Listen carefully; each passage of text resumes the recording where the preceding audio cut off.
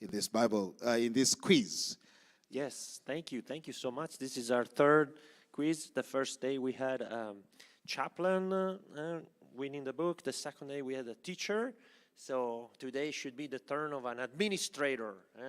The pressure is on you if you're an administrator. So again, it's the same routine. We have 5 questions based on the lectures from yesterday afternoon and this morning. And what you will do is, we can go to the next slide. You can write down the one you think is the correct and the sequence of 5 numbers. Then you will send a WhatsApp text to this number with your name, and the first one who has the correct sequence will receive the book prize. Okay, we can start. And thank you for being so numerous on time. It's been good. So we start with question number 1. The historical critical method of hermeneutics. 1. Helps us discover the vertical component of a biblical text. 2. Is the preferred hermeneutical method adopted by the Seventh-day Adventist theologians. And 3. Is based on methodological doubt and the rejection of the notion of absolute historical truth. So this is based on Dr. Moscala's presentation on hermeneutics, and we have given enough time to this one. You've made your choice. Let's go to the next one. Question 2, based on Dr. Phillips' presentation. Bacteria. Bacteria are 1. Unicellular organisms that are mostly harmful to human beings. 2. Display limited complexity in their metabolic pathways. 3. Use their flagellum for locomotion. Okay, make your selection, and now we go to question number 3. Fossils. This is based on this morning's presentation on introduction on fossils. Fossils, 1, are most commonly found in igneous rocks. 2, typically require rapid burial for their formation. 3, cannot be reliably used to infer a relative order in the geologic column. So make your selection again. And we can go to question number 4. This is based on Dr. Chadwick's presentation. Trilobites, 1, are problematic from a creationist perspective because they are an extinct group of arthropods. 2, require the existence of complex molecular machinery from the first appearance of animal life in the fossil record.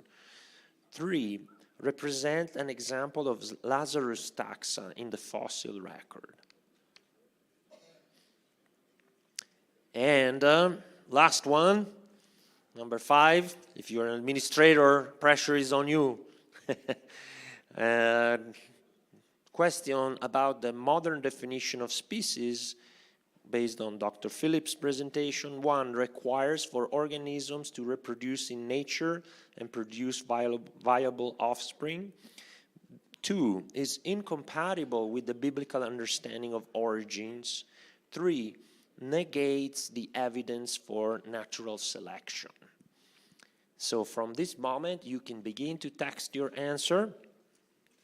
And so I'm sure that we will see in our WhatsApp interface already numerous texts coming in. And so we're going to start scrolling down to the base of today's presentation. 1358. Very good. There it is, the first one.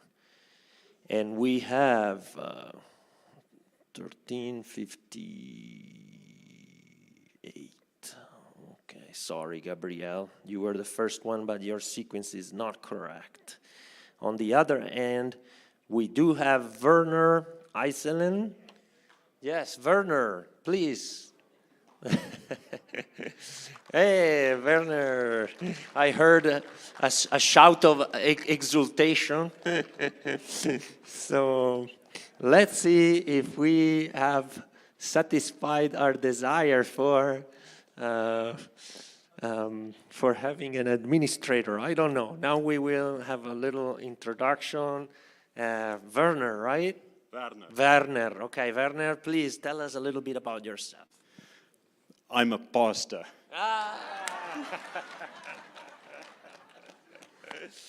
Very thankful to be here. It's a great privilege. Yes. Werner, where do you pastor? In which conference? So I'm from the Northern Conference. I have 4 churches in Pretoria. I used to be, for many years, I worked for environmental affairs. So I have a natural sciences background, and it's wonderful to be able to see this. When the lights went on for me, and I became an Adventist and became a creationist, it's a great privilege. So it's especially exciting to be here for that. Wonderful.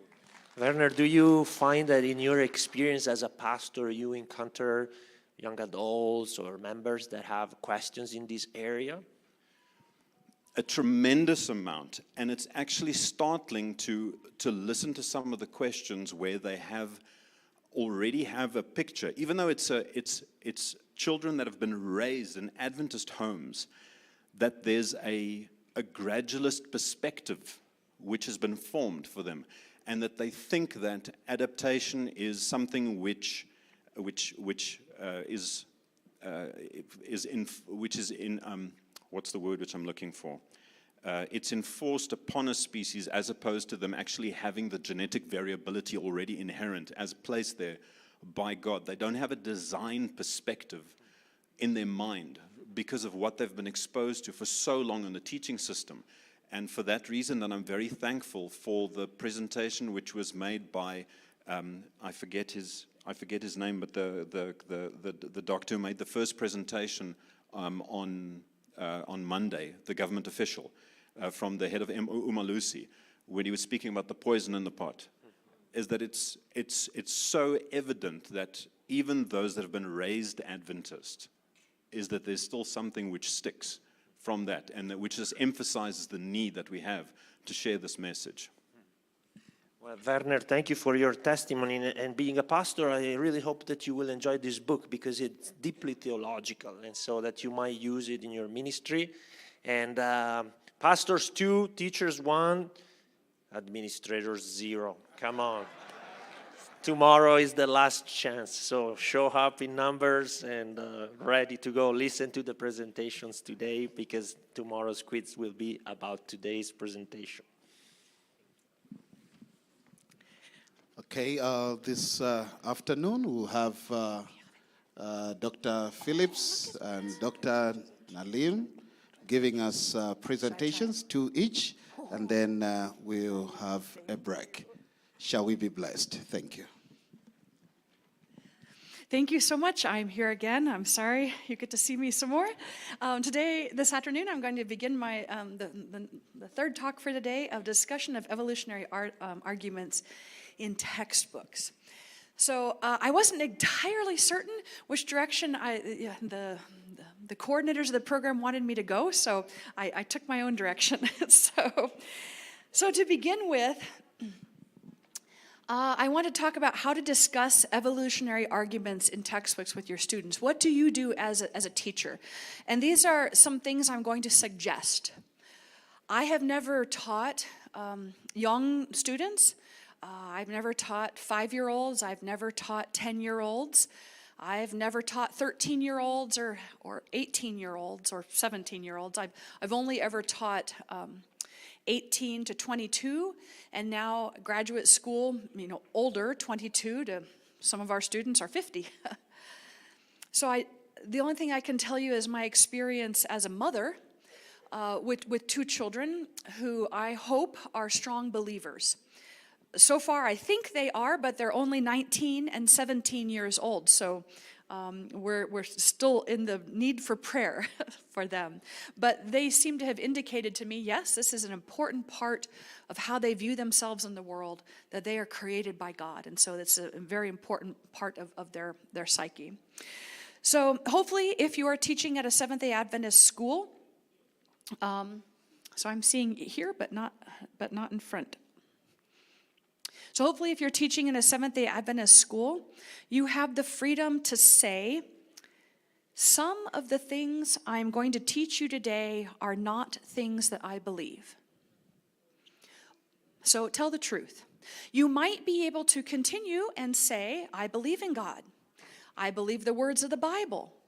I believe God did miracles to create the world, the earth, with just his word. I believe God still does miracles like when he created you. And I believe God created this world and filled it with wonderful things as places for humans to live, with animals to live with. And I believe God did all these things because that is what he says he did in the Bible. He claims to have done these things, and I believe him. Hopefully you have the ability to say that in your classroom if you're teaching at an Adventist school. The natural question is, why do you believe him? And let's talk about that. So the second thing you should say is, but I'm going to have to teach you some ideas that people have about things and how they came into existence if there was no God. Tell the what. So you tell the truth, you tell what you're going to do. Now, depending on the age of your students, you might be able to then talk about what naturalism is. You may be able to talk about what a worldview is. But if your students are 5 years old, you may have to say, some of these people haven't met Jesus, and they don't know about the wonderful things that he's done yet. So we have to still understand them. And either way, this is a perfect time for you to explain why you are a believer. Hopefully by this time in life, you have an understanding about why you are a believer. And I'll tell you, for me, it came quite late. I knew I was a believer, but I hadn't thought about these questions until a friend of mine said, well, I don't believe in God. What proof do you have? And I began to think, why do I believe in God? And I think the appropriate answer is, because I know him. So if you've ever had some pain in your tooth, and you go to the doctor, you go to the dentist, say, I have pain. Well, the doctor might say, no, you don't. Because there's no indication. There's no redness. There's no swelling. There's no heat. But I have pain. No, you don't. How do you know you have pain? Because you're the one experiencing it, right? How do you know that there's a God? Because you're the one who's experiencing him, okay? So this is a very good time for you to explain, I believe in God. I believe he tells the truth because I know him, okay? And I know that he is a truth teller. He tells the truth about himself. And the same with its child. Do you have a mommy? Yes, I have a mommy. I don't believe you have a mommy. Well, how? Because I've never seen her. And the child can say, no, I have a mommy. I see her. I know who she is. That's the same way about God. You can help them understand these things. If you're talking to little children or older children, because you know him. So those children that you're teaching, they may not know him yet. They may have been raised Adventist, but they still might not know him. They may have not made that decision. I know when I was 10 years old, I don't know that I had a relationship with Jesus, a deep relationship where I could testify that this is a trustworthy being because I know him. So this is a perfect way for you to explain why you believe, and a perfect time for you to explain why you believe, so that when you're telling your students that you believe him, it's for a good reason. And then depending on the age of the students, you need to tell the why. So if you have older students, you can tell them you will need to be able to intelligently discuss evolution. If you want to go to university, graduate school, or professional school, you will have an entrance exam, and they will test whether you know these things. So even if neither you nor I believe it, you still need to understand it, and that's why I'm teaching it to you today. So be honest about your position, and be honest about the reasons that you're teaching it. And you might say, because the government would like for us to know this. Or if you're talking about young students, you might have to say something like, sometimes a good way to make friends is to be able to introduce them to your friend Jesus, is to understand your friend, which means you need to understand what they believe. And some of the things I had to teach you today, these people believe who don't know Jesus. So these are just some examples. I don't know If this is the best way, you have lots of experience with working with the age group that you're talking to. But be honest with them. The children, they can always spot when you're lying to them, right? Be honest, and do tell them. Also, I believe very strongly that many children idolize their teachers. So you are holding a position that they very much respect. And for even you to say, I believe in Jesus, and I believe the words of the Bible, that has a great impact. Even if you don't understand all the science, you can say, but I believe. And that has a great impact on the students. So I feel like this is what's been effective so far for my children. I think that my children are believers. Like I said, I don't think any parent can say, I'm a successful parent until the child's about 40 years old, right? I think my parents just now, I'm the youngest child that my parents have. I think just now they're at the point where they could say, we did okay, right? My oldest sister is Dr. Hatfield. She teaches at Andrews University. My next sister is Dr. Greer. She's teaches at a public university in veterinary medicine, and I'm Dr. Phillips. So I feel like my parents and we all, doctor has nothing to do with success. We all love the Lord, and we're all still Seventh-day Adventist Christians. I think now my parents can say, we did a good job. But I'm working on 50 years old. So I don't know where my children are. So I don't know if this is a successful position. But my children have claimed to be believers. So I don't know. Take what you will. So now I'm going to talk about what to do with the actual text that you find. Words that you find in your textbook. That are strongly supportive of evolution. I'll have some examples of that. But I would like for you to consider as the teacher, and I would like for you to encourage your students to consider. What type of science is it? Is it historical science? Is it testable science? Look and discern what the textbook is saying. And realize that sometimes with historical sciences, we can't really do a test to see the same conditions that happened in the past. For example, if we're talking about the origin of life, scientists try to recreate environments that they thought the world was like 3 billion years ago, but we don't know, and they don't know. So it's a historical science when you're studying the origin of life. So a lot of historical sciences we can't actually do scientific experiments on because we don't know, we weren't there, and we don't know exactly what the conditions were. Consider whether the statement is substantiated by actual research. Sometimes there's statements that are in textbooks, and essentially, unequivocally, they're statements of belief that are not based on actual research. Consider, ask your students and ask yourself to consider, is this data or interpretation of data? And I'll show you an example of that here in a minute. This is a statement not from a textbook, but from what you could normally find in a textbook. This is from the National Institutes of Health, the National Library of Medicine, National Science for Biotechnology Information. Like this is the government of the United States position. So the origin of life can be dated as the origin of life cannot be dated as precisely, but there is evidence that bacteria-like organisms lived on Earth 3.5 billion years ago, and they may have existed even earlier. When the first solid crust formed almost 4 billion years ago, these early organisms must have been simpler than the organisms living today. Is that a statement of belief? How do they know that? Could they have done an experiment on that? So it's not that I want to say that these are unintelligent people. They're very intelligent, but they're making statements based on a worldview. And if they can make statements based on a worldview, you can make statements based on a worldview. Your worldview is God created. So just realize that some of these things are statements of worldview. I missed one here. Here is another statement.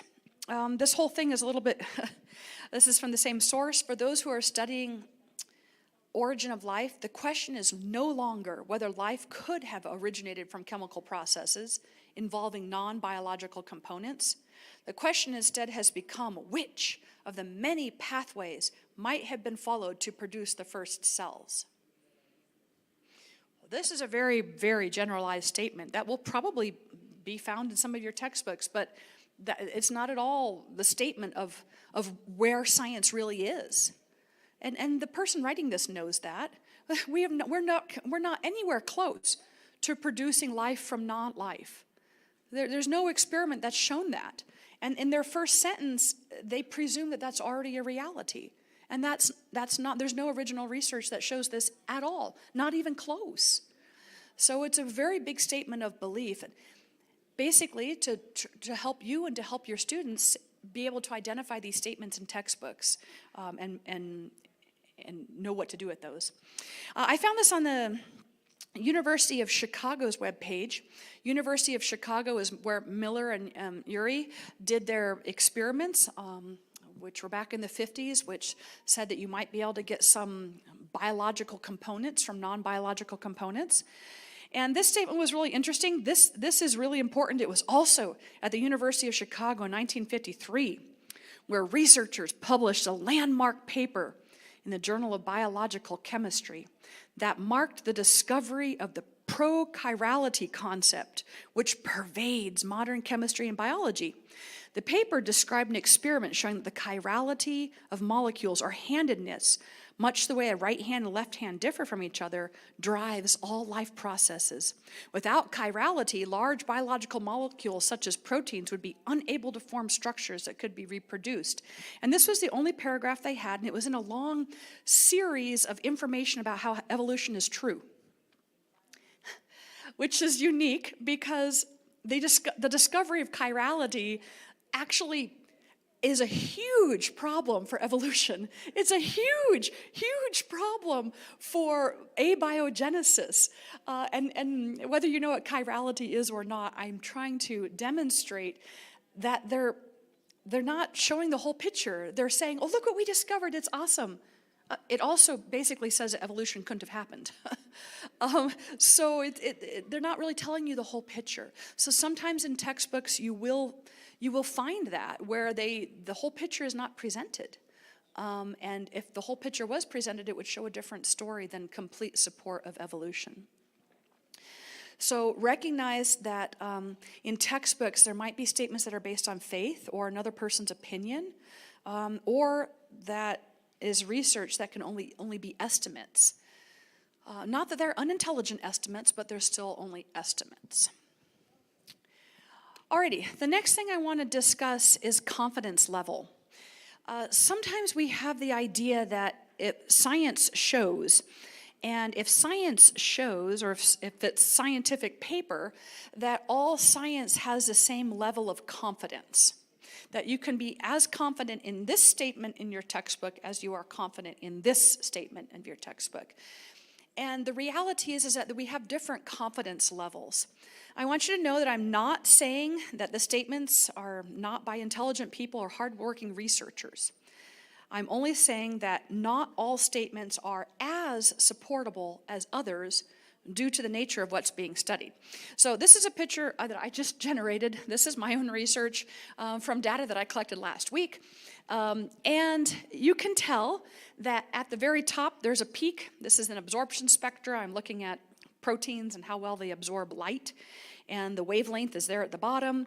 And there's differences. Some of them are really high at the top. And some of them are low. And the blue one at the bottom, there's nothing there. That one is not absorbing anything. So the actual data is there's variances between them.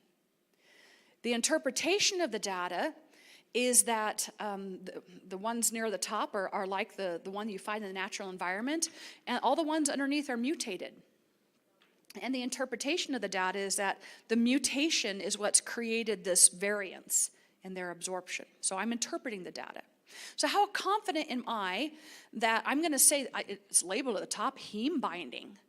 Okay, how confident am I that this is actual result of heme? Now, whether you know what heme is or not, the question is just how confident. Am I willing to die for my data? If you told me, Susie, that is not right, and I'm going to punch you in the face unless you take it back, I'd say, I take it back. I'm not that confident. I'm fairly confident.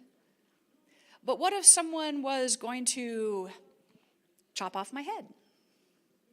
How about if someone threatened to throw me in a big old tub of boiling oil?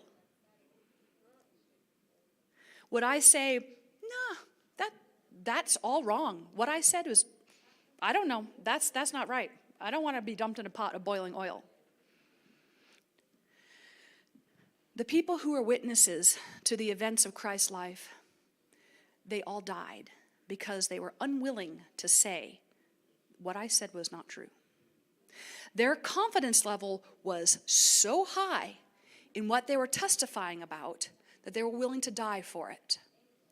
My confidence level in the research that I generated, I did the analysis. I spent 4 days growing up and isolating the protein, and then I had to do it on dry ice, and I had to use this really expensive equipment, and I did that research. I collected that data. How confident I am that? 30%. Okay? You could slap me. Okay, I'll take a slap. But I'm not going to die for my data. So my confidence level is not very high. And different things have different confidence levels. So the next slide then. How confident are we in this? Humans must consume oxygen to live. If that was a statement in a textbook, how confident would you be of that statement? 100%. Right? We know that this is true. How about the next statement? Organisms must consume oxygen to live. Well, we might have thought that that was true, back in, 1400s, 1500s. But we know that that's not true now. That there are many organisms that live just fine with no oxygen. Okay, so instead, this statement, there's a low confidence. Like if you were in 1700s, the actual confidence level is very low for that statement. This is a sampling error. It's not a statement that would be made today. But essentially, it shows that not having all the data can lead to incorrect statements. Okay, maybe they might have thought that a long time ago, but we know that that's not true now. Okay, how about the next example? The immune system can be primed with antigen challenge to fight infection more effectively through adaptive immunity that produces antibodies, T cytotoxic cells, and memory cells. How confident are you, if you're a biologist, if you know anything about the immune system? How confident are you in that statement? Honestly, as someone who's listened to people give presentations on our immune system, I would say, yeah, it's probably true, but maybe still only 85% confident. Because our immune system might be doing so much more that we just haven't discovered. Because the immune system is an amazing gift from God. It's amazing. How about the next statement? Vaccination with Pfizer's mRNA COVID vaccine is the best way to prevent COVID infection. Well, maybe in 2019 or 2020, that statement might have been made in ignorance. Or in 2024, it might be profit-driven. Okay, how confident are you in those statements? Do you understand what I'm saying? That different science has different confidence levels. We can say things unequivocally like, if you have an appendicitis, the best way for you to survive that is for you to go see a doctor for him to cut out your appendix. That's been our experience, right? You're much more likely to survive that having your appendix inflammation if you have it cut out. If it explodes, you're in danger of dying. You really are. And that's a statement we have a lot of confidence in. But other statements about historical things or the origin of life, we have no experience in. So how could we be very confident in those statements? This is one that I see all the time. I am not a paleontologist, but I would like to do research on this myself. Paleontological tissue preservation due to anoxic environments. I've read many papers that say, no, this is not, that anoxic environment has nothing to do with it. But maybe the research isn't very noticeable. So what confidence level do we have in that? Many geologists have a very high confidence level on that statement. As a microbiologist, I don't have a high confidence level on that statement, but geology is not my field. Paleontology is not my field. Microbiology is my field. So those are things that need to be explored because our confidence level varies. Alrighty, and then the last thing I'm going to talk about is how textbooks are typically produced. So these statements that I have up here came directly from a colleague of mine who has worked to make textbooks. Okay, so he has done this. He's made a high school biology textbook, and he's made a whole series, 1 through 8 of like elementary school textbooks. Okay, so he has experience producing textbooks. And he wrote this. He says, this is how textbooks are typically made. Someone with name recognition, and he's talking probably about university textbooks, but someone with name recognition is chosen as the author, and their name goes on the book. They might write very little, if any, of the book. Instead, the real writing is done by people whose jobs it is to write textbooks, they're not scientists. He calls them hacks, but who have expertise in writing. At any given grade level, maybe they write for first grade, maybe they write for 10-year-olds, maybe they write for 13-year-olds, but they commonly have very little knowledge on the subject. This means that they go and look at what other people have included in their textbooks. So they use their peers or they use competitors' textbooks as examples of what should be in their textbook, and they put that in. The editors amplify this because they want to make sure that their textbook is as good as everyone else's. This means that errors are not often corrected, and they get propagated because of this basically profit-driven process. So I'm just going to end with an example of this. This is some drawings that you may have seen in your textbook if you're a biology teacher. And these were drawings done by a fellow named Ernest Haeckel. And Haeckel wanted to support the evolutionary idea of ontogeny recapitulates phylogeny. He came after Darwin in terms of when his research was being published.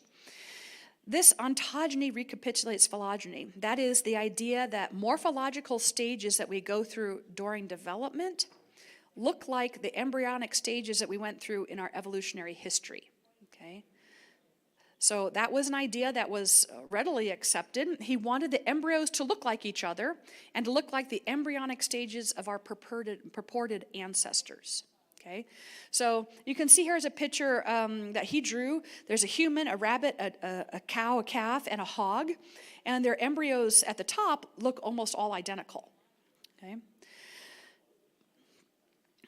As soon as he made these things, they were essentially immediately recognized as fraudulent, even when he published them, and he was convicted of academic dishonesty by a German court.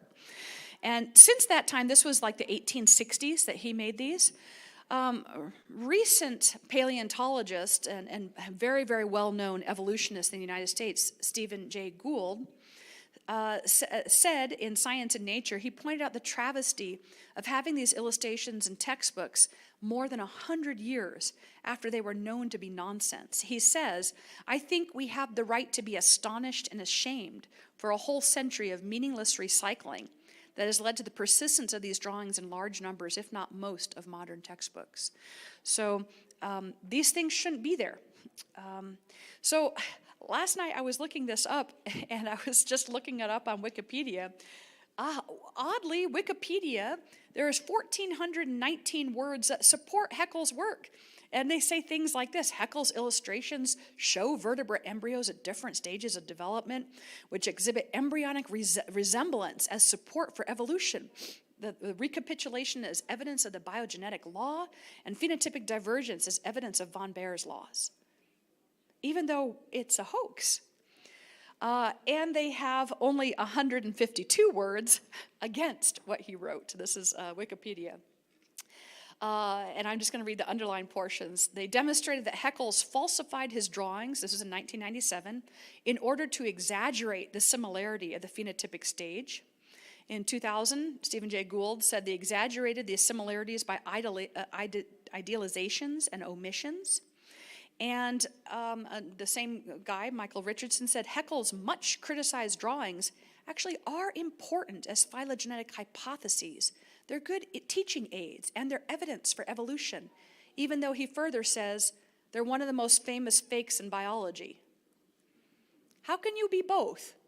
A good teaching aid and evidence for evolution and one of the most famous fakes. This should not be. It says further in Wikipedia, some version of Haeckel's drawings can be found in modern biology textbooks in discussions of the history of embryology with clarification that these are no longer considered valid. If they're not valid, why are they in textbooks? So I'm saying sometimes in textbooks you'll find things that are not true, that even evolutionists think are not true. Certainly things that creationists think are not true. So this is even more distressful.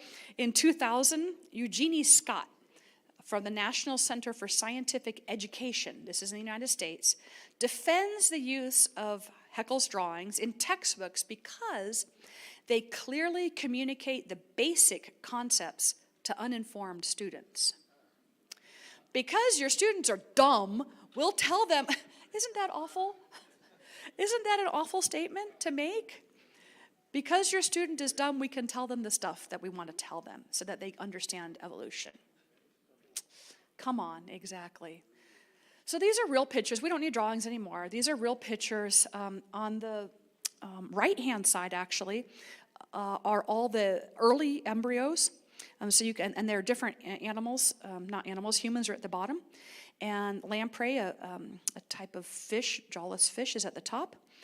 And so the far right column is the earliest embryonic state, and the far left column is later embryonic states. And you can just take a picture and say, look, they don't look like each other, right? So what I mean to say, this is, I believe, my last slide. What I mean to say by this is that sometimes there are things in the textbook that are not true. And I ask you to just think about that. Think about the statement. Think about whether there's original research on that statement. And just consider and use discernment. And then you can communicate honestly with your students, which is, I'm going to teach you this. You need to know these words. You need to know words if you're teaching college, like endosymbiotic theory. You need to know population genetics. You need to know bottleneck theories. You need all these words that are associated with evolution, natural selection. These are things you need to learn. But I don't necessarily believe that all of them are true. I believe God. So I encourage you to always have that as an answer, that you believe what God says. Thank you so much.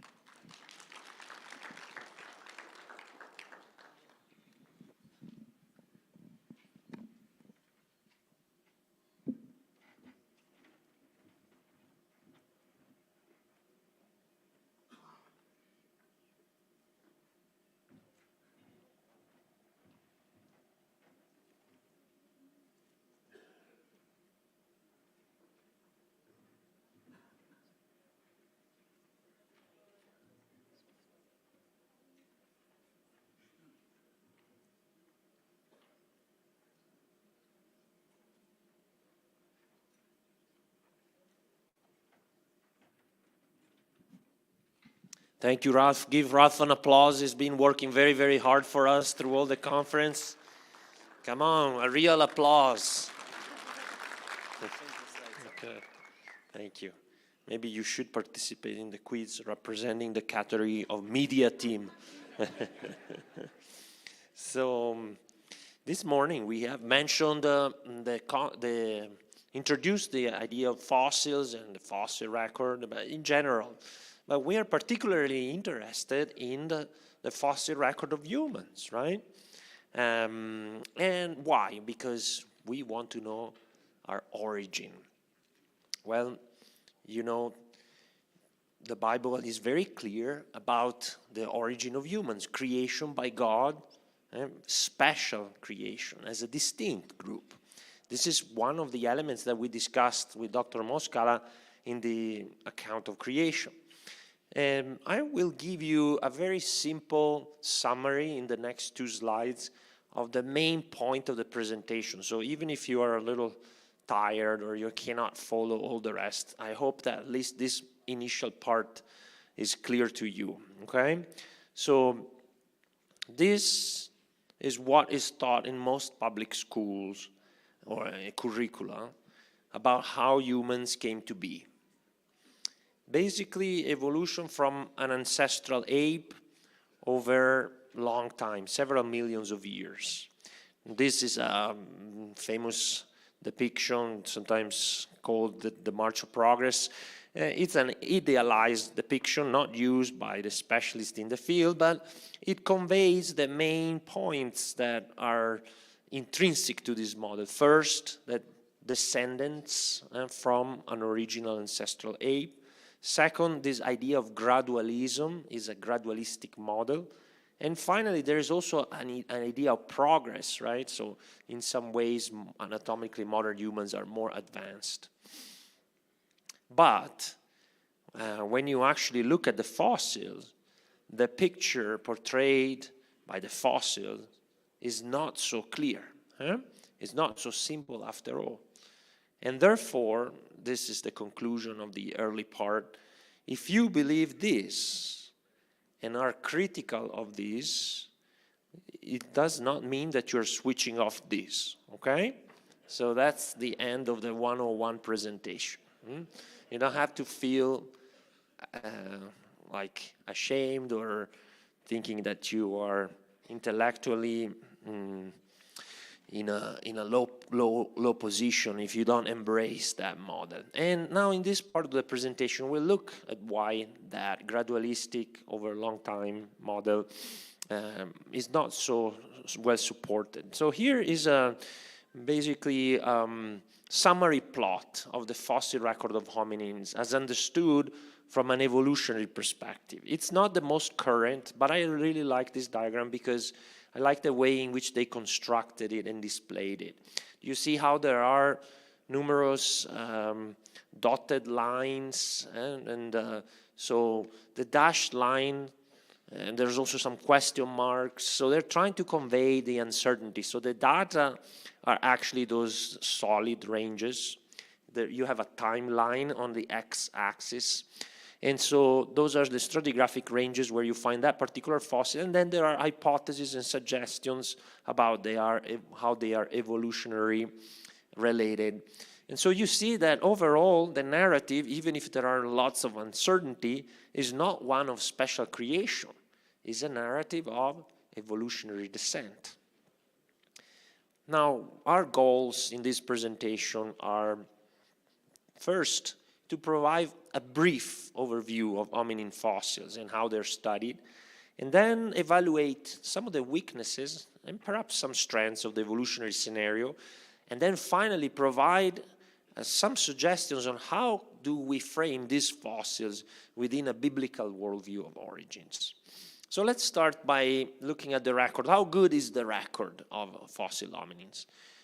Well, for some of these types or species or genera is good. And we have several individuals, several tens of individuals or specimens. Note that these numbers rarely represent complete individuals, but more often just fragmentary parts. Now, obviously, we have the bilateral symmetry, so theoretically, you only need half. So in just symmetrically, you can get the other half. The bad, there are some taxa that have been established only on a few specimens, and then there's also the ugly, so there are some significant gaps in the fossil record of hominins where we will see that we have very, very little there to document these putative transitions. So what is the research question with these fossils? And it's the same question both for creationists and evolutionists. The question is, what are they? Are they humans or not, apes? And are they related? And if yes, how are they related? And how do we address this question? These questions are addressed fundamentally with two strategies. The first is stratigraphy, and the second one is morphometry and statistics. So let's look at stratigraphy first. Stratigraphy is basically the approach of looking what is younger and what is older by looking at their distribution on the geological record. And it follows the basic principle of superposition. So what is below is older than what is above, okay? So if you have a succession of layers and you find a form fossilized in the strata below, obviously was existing before the form that was deposited in the strata above. But this does not provide an absolute number. It's just relative dating, relative age. How do you get the absolute number? Basically, those numbers that you see associated can be referred back to some forms of radiometric dating. In paleoanthropology, in the study of hominin fossils, you can go, as Dr. Octavianus was saying, maybe carbon dating, but only up to about 40,000 before present. And then you have other techniques, like some form of luminescence dating, and then directly dating some volcanic tuffs or some levels that are interspersed with the sediments that contain the fossils. Now, when it comes to the stratigraphic distribution of hominins in the geologic record, something really interesting has to be noted, and keep this in mind.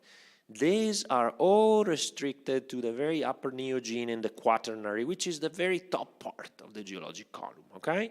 So you will not find hominin fossils in Precambrian or Paleozoic or Mesozoic strata, or just that, just at the very top. So that's a very important data point, okay? They also are often found in superficial deposits. So, for example, cave floor deposits. Here in South Africa, you have very important hominin fossils that were found in cave deposits. Or maybe lacustrine deposits on the shore of a lake. And at times, they are also found with evidence for occupation. So evidence that they were living in that space, in that cave. So what does that lead us to conclude, especially from a creationist perspective? That these must have been post-flood fossils, okay? These are organisms that lived after the flood, because they are not included in the bulk of the stratigraphic record, and also those rocks that in which the caves are carved, for example, needed to have already been deposited, right, for the caves to form, and then for people to live in them. Okay, so now the second strategy to understand how to make sense of these fossils is to do some measurements and comparative morphometry. So there are a lot of parameters that you can try to look at and create these matrices that have all these characters. Some are numerical characters, some are non-metric characters, and then use statistics to basically determine what is most similar to what. Are these overlapping in range? And so we look at the morphology of the skeletal remains to try to establish, is this a significant difference or is not a significant difference? And if we find that something is significantly different, usually a new taxon is erected. So what are some of the limitations of this approach? Well, first of all, as we said, the record is fragmentary. So if you want to compare the morphology of a tibia with another tibia, you need to have tibias from both the organisms. But not always we have them, and so there are some missing parts, so we might not be able to compare. Another issue is that sometimes there is distortion after the organism dies. The burial process can distort some of these remains. Fragmenting them, and there might be an alteration of the proportions, right? So if you're making measurements, you need to make sure that you have reconstructed appropriately what was the original morphology of the remains. Also, what we choose to measure is important because some characters might be correlated. So if one changes, another one changes because they're correlated, and now you are assigning value to both characters as if they were distinct, but they are not distinct. They are co-varying, okay? So they should be treated as one.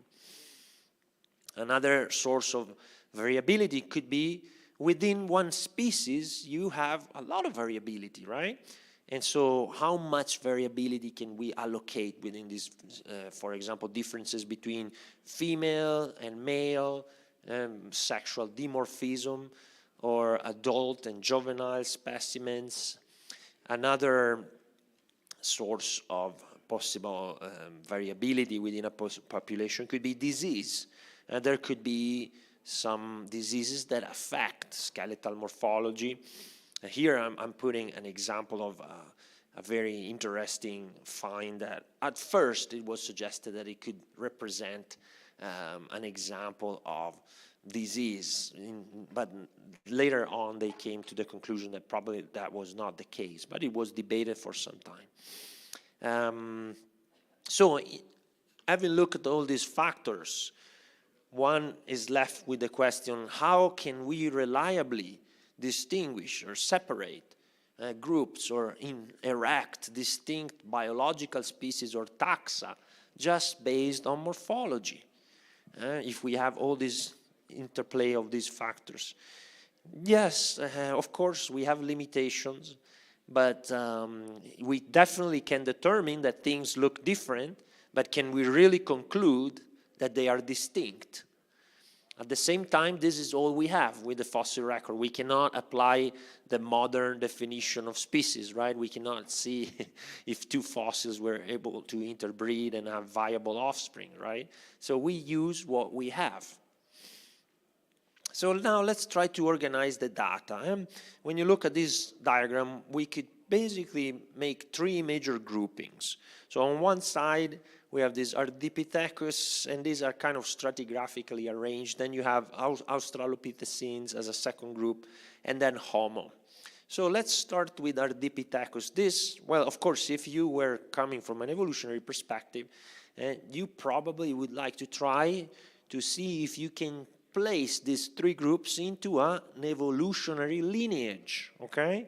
So this gradualistic concept. So what we're interested in looking at is that the case? Can we arrange them in a sequential manner where we see this gradual development of characteristics? So let's start. Ardipithecus basically should be, because it's stratigraphically below Australopithecines, potentially could be the ancestral form, right? But in summary, when you analyze the characteristics of this taxon, look at the conclusion. There is an enormous taxonomic jump to Australopithecus. So what does it mean? It means that there is a massive gap morphologically from this particular type to Australopithecines. So no trace of a gradual sequence there, but more of a discontinuity. Now let's look at Australopithecines. So you here in South Africa, you have, for example, an important taxon that was erected based on material from South Africa, Australopithecus africanus. Have you ever heard of this taxon, Australopithecus africanus? Maybe it's an important part of your heritage here. Maybe you find it in textbooks and so on. So this belongs to the Australopithecines. So in comparison to, for example, in the top left picture, you have a modern, anatomically modern human on the left, the skull of an Australopithecine, Australopithecus afarensis, and then the skull of a chimp. So you can see immediately that the morphology, brain volume, is much more similar to a chimp than a human. But there are some other characteristics that are clearly distinctive from chimps. For example, the arrangement of the pelvic bones, and some of these differences suggest the possibility that perhaps Australopithecines had this bipedal gait, so the ability to walk on two legs. So habitually. Now, as we go in our diagram, the next large group would be Homo, right? And Homo is the genus in which modern humans are also included. And so we have within Homo a variety of taxa that have been assigned, and some in paleontology talk of splitters and lumpers. Splitters it's the tendency to, okay, there's a small difference, so we need to erect a new taxon, whereas the lumpers tend to think, okay, these are actually relatively similar, so we should still consider them the same. So, for example, you have Homo ergaster and Homo erectus, and these are actually considered separate species, but pretty much you could also group them within Homo erectus, for example. What do we find in general with Homo? Well, generally a larger cranial capacity, so bigger brain case than Australopithecines, and also some other indexes like the brachial index, the ratio between in the bones in your arms and or your legs, a face that is a little bit more vertical, less prognatic, dentition, changes in dentitions and the size of molars and so on. So your question is, okay, well, do we find a gap or do we find a lineage, a sequence that leads from Australopithecines to Homo? Here I'm trying to use some quotes from the literature so that it is clear that this is not just my assessment, it's something that you find in the literature. So first of all, we find a gap between Australopithecus and Homo that is also a stratigraphic gap. In the interval where you should see that transition, we have very few fossils that document that particular supposed or alleged transition. And it's not because there are no rocks that represent that time interval. There are the right rocks, and it's not because people have not looked at them. But so far, the fossil yield has been low or poorly preserved, and so stratigraphically, we don't have very good evidence of that transition. In fact, I have been preparing for this talk and looked at some recent literature. This is a review published in Nature, the 2023, so just last year. And basically, it's a review about Australopithecines, and it says, we are in the dark with regard to changes to the cranium and postcranium, so the skull and the bones that are just everything else but the skull, during this transition from Australopithecus afarensis to Homo. And only new fossils can help to fill this knowledge gap. So do you understand what this means, right? It means that we don't have a fossil record of this transition. We have a gap. We don't know if you allege that Australopithecus afarensis, for example, is the taxon from which Homo is derived. We don't have a good fossil record of that transition. And so that's very important. That's why I was telling you at the beginning that you don't need to feel like you're intellectually inferior if you don't accept that understanding of this gradual and transitional evolutionary development, because it's not well documented in the fossil record. And so also morphologically, we can see statistically that Homo, if you make this cluster analysis, Homo places in a different statistical space than Australopithecines. So when you make all your measurements, these are very distinct. So Australopithecus represents a separate, distinct group of organisms that is not transitional to Homo. Another interesting thing that we can see is that rather than seeing this kind of sequence, this sequence where we have a gradual change in some anatomical aspects of the skeleton, we find a mosaic distribution with these forms. So take, for example, the discovery of Homo naledi, this one also from South Africa. You might have heard of the discovery of Homo naledi. And when you look at some of the features, it looks like more Homo-like, other features more Australopithecus-like, and they are mixed not in a way that gives you a nice sequential order, but the term that is used is this mosaic distribution. So how do we get to have these mosaic forms? And there are three major hypotheses. One is, well, there is plasticity. Plasticity, remember what Dr. Phillips was saying about dogs today, right? So actually there's a large range of variability, so responding to environmental conditions, and maybe different hominin groups express different morphologies.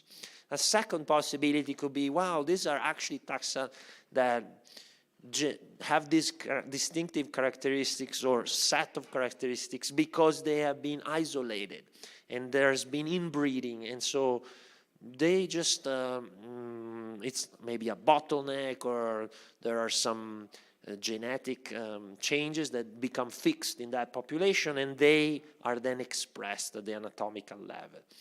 And finally, another suggestion that has been made is, what if these were hybrids, examples of hybridization between different groups, and so we see somehow of a mosaic, a mixture of some of these anatomical aspects.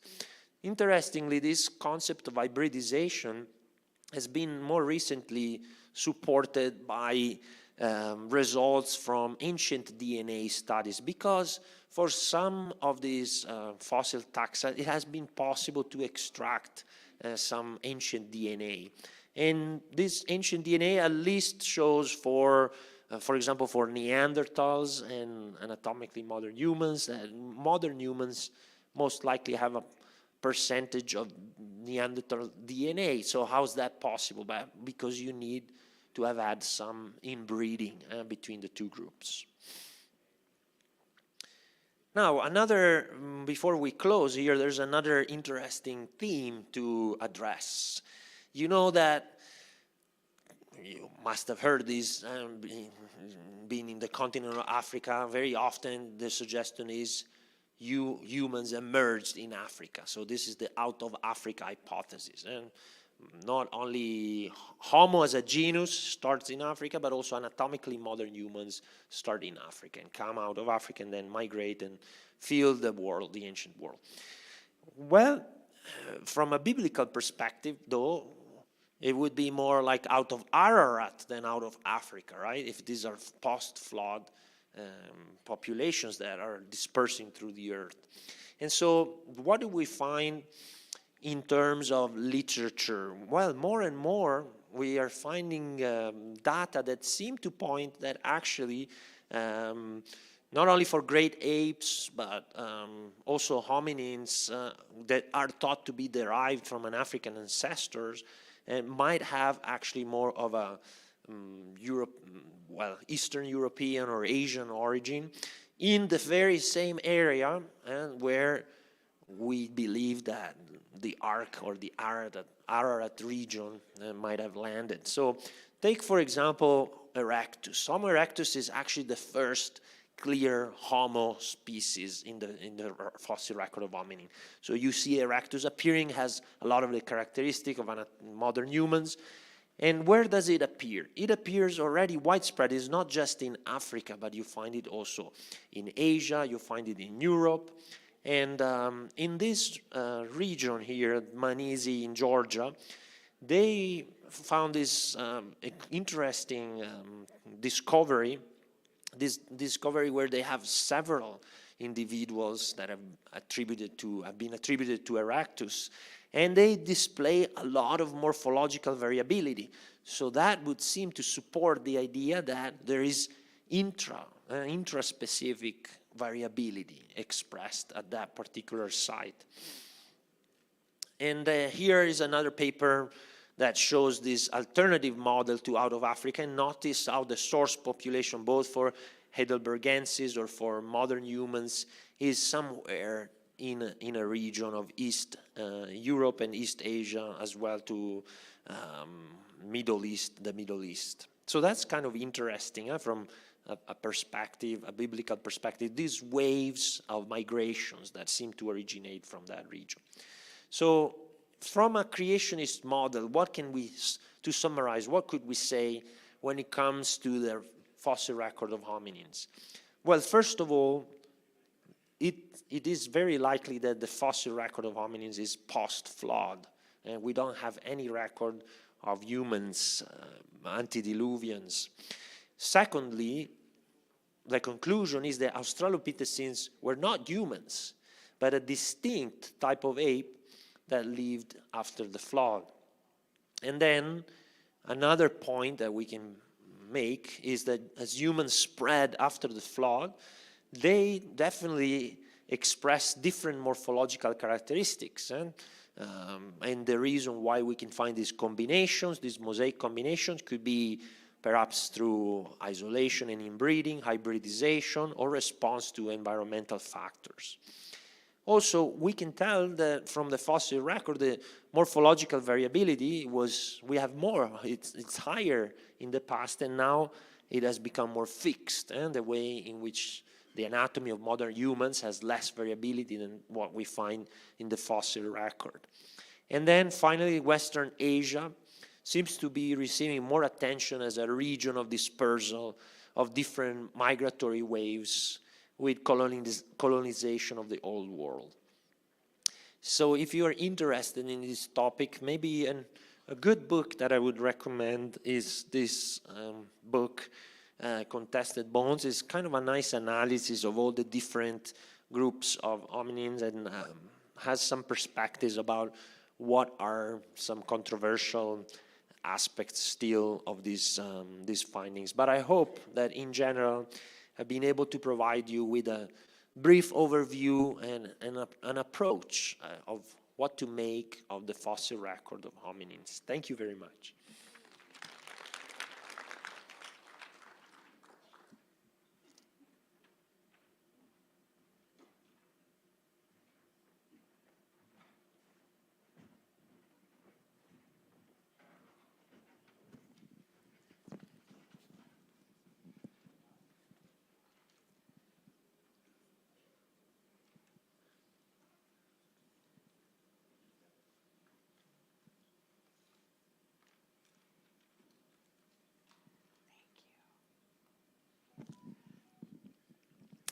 Already, Dr. Nalin has talked about the bones.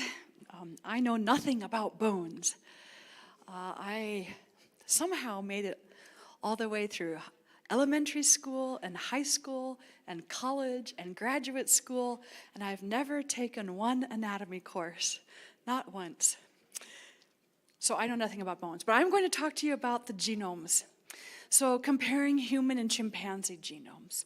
So this is a picture that was made by Science Magazine, one of the most prestigious magazines in the United States. And here it's just showing, maybe for children, maybe for high school students, how much of our genomes are like other organisms. So you can see chimps, 98.8% genetically. Cats, 90%. Fruit flies, 60%. Bananas, 60%. Cows, 80%. Dogs, 84%. Why? And different numbers show different things. About 88% the same as rats, chickens. These are the same numbers I was just reading to you. Why are we that similar to other things like plants? And the answer is, well, you can find it here in Genesis. And the Lord God formed man from the dust of the ground and breathed into his nostrils the breath of life, and man became a living being. Out of the ground, the Lord God formed every beast of the field and every bird of the air and brought them to Adam. We're made of the same stuff, so we have similar functionality. Animals need to breathe air. Animals need to eat food. We need to breathe air. We need to eat food. We are made in God's image. They are not. We are a special creation. There is something unique and wonderful about us, but the building blocks are similar.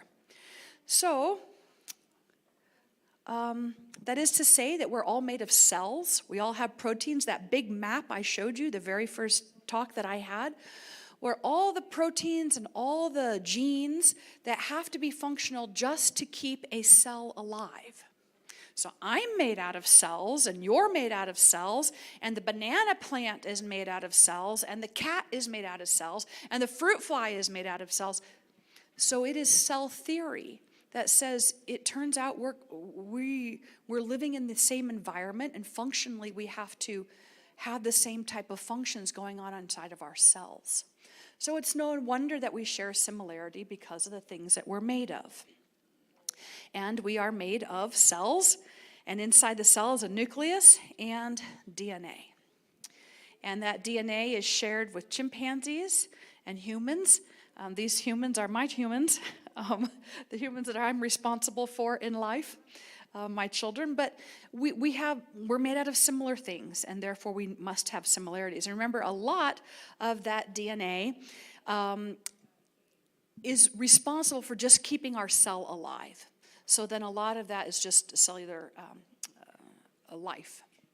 Darwinists have claimed that human and chimpanzee DNA is almost identical, with only 1% difference. And therefore, humans and chimpanzees share a common ancestor, which we inherited, then slightly different genes. And they claim that we diverged over 6 million years ago, whereas I believe that the differences between human and chimpanzees are actually quite big. And it explains, if you have to explain the data, looking at it from a creationist perspective actually is a better way of understanding it. Now, I'm going to show you a bunch of different numbers here because different people and through time have disagreed with how similar we are to chimps. So these are just some numbers. In 2002, a paper came out that said we were 95%, and another paper in 2002, 98%, 99.4% in 2003, 2005, 96%, in 2018, someone said only 84%, in 2000, there's an older one there as well. And then this paper, this is talking about just the actual number of gene differences. So looking at, basically we have similar numbers of genes, that's a 22,000 number there. But humans have 689 genes that chimpanzees do not have. And plus chimpanzees don't have 729 other things. So there is this variance of how do you compare things if it's not present? Say, can we compare how similar they are, but they're not actually present with each other? So looking at this paper here, the very last paragraph there says, evolutionary theory holds that a vast majority of these changes has little or no effect on our biology. So according to evolution, there shouldn't be much effect on our biology, but somehow, if there's 15 million differences, so 1% of what is something like 3 billion bases that are in chimpanzees would be something like 15 million. It's those differences then that make us human. And that is very significant. Humans are unlike anything else, certainly very unlike chimpanzees. So here is some actual data about the genomes of humans and chimps. The human genome is actually smaller than the chimpanzee genome. Do you know what the biggest genomes in the world are? The more DNA you have, the smarter you must be, right? Well, it was just published recently. The biggest genome, about 50 times bigger, is this little plant. Plants have the biggest genomes. Now, not universally. Oak trees, their genome is much smaller than ours. So if you stretched our DNA out, we would have about 2 meters of DNA, just in terms of size. And the chimpanzee has somewhere around 2 meters. And like plants often have like 60 meters of DNA. Huge variances. So just because you have more DNA or less DNA doesn't really mean that you are more intelligent or less intelligent. So that means that the chimpanzee genome is actually larger than the human genome. The human genome has 23 chromosomes, unique chromosomes, and because we have 2 sets, we're diploid, there's 46 in each cell. And the chimpanzee has 24 unique chromosomes, and because they're 2 sets, they have 48 chromosomes. But they're not all identical. And in fact, the chromosomes number 4 and 9 and 12, there's quite a bit of difference in distribution of where those genes are located on those different chromosomes. Human chromosomes, the telomeres, the ends of them are much shorter. Chimpanzees and other apes have telomeres that are almost double in length, that more than double in length. The subtelometric sequences are different as well. The recombination hotspots are different, and I'm going to talk about this last one at the end here. However, when it comes to so the idea is that just because you have differences, not all differences are the same. How different maybe is the information? I'm going to use just a little word play here. For example, I ate the dog, or the dog I ate. So those mean the same thing, right? But there are some differences. Things have been rearranged. The sentence has been rearranged. How about this? If it doesn't have a tail, it's not a monkey, it's an ape. If it doesn't have a tail, it's not a story, it's a quote. So if you were just comparing those two sequences are very alike, right? There's actually hardly any changes, or very small changes. But compare the third sentence sequence. If the prose fails to convey a moral, is it anything more than random words? Now, if you had to choose one of the sentences above, which one would that one more align with? The information is more like the middle sentence, right? The middle sentence is talking about language, stories, and the third sentence is talking about language and stories. The first sentence is talking about animals, even though the sequence is more similar to the second sentence. So you can see that there's variances in actual sequence, and then there's variance in information. For example, I love my aunts. And that whole sentence, even though it's similar, if it has one insertion, I love my aunts, conveys very different meaning, right? And actually only one woman there is my aunt. In the United States, we say aunt for the woman who is either married to my father's brother or is the sister. My mother is with the brown hair there. She's a person who's about this big. I have no idea. She's a very, very tiny person. And my aunt there, my aunt, is with the yellow hair. So you can see that when you're talking about differences, we're not just talking about sequence differences, but there might also be informational differences. And how do you quantify informational differences, which is the point at the bottom paragraph here? There isn't a single way to express the genetic distance between two complicated living organisms, because there's not only different sequences, but there's actually different meaning to those sequences as well. And some of these differences are very profound. So these small percentage differences actually represent very large numerical differences. If the human and chimp genomes are approximately 90% identical, that means they're 1% different, and if there's 3 billion nucleotides, that's 30 million bases different. That's a lot. That's a lot of DNA. Additionally, there are sets of genes called orphan genes. We talked about the example, I ate a dog, or a dog I ate, where we have variances in gene sequence. Might have been just as an example of what genes might be kind of mixed up. The DNA is in different places between chimps and humans. But what about if you're changing something from something to nothing, where there's nothing and then suddenly there is something? So it turns out that orphan genes, they're called orphan genes because they're specific to a specific individual or specific species, and there's nothing like them found anyplace else in the living world.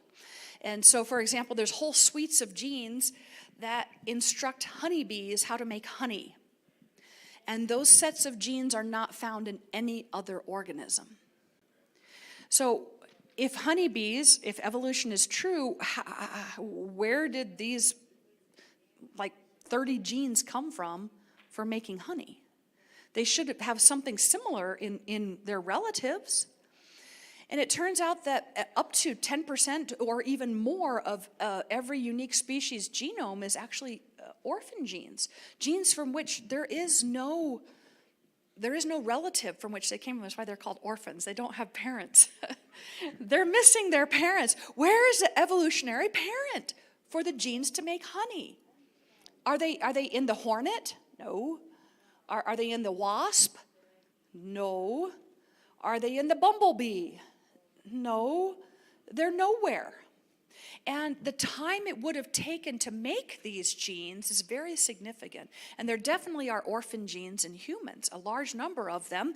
And the time it would have taken to generate all these genes is probably more than the 6 million years that, according to evolution, is where our common ancestor was. So the human genome does have a significant number of these.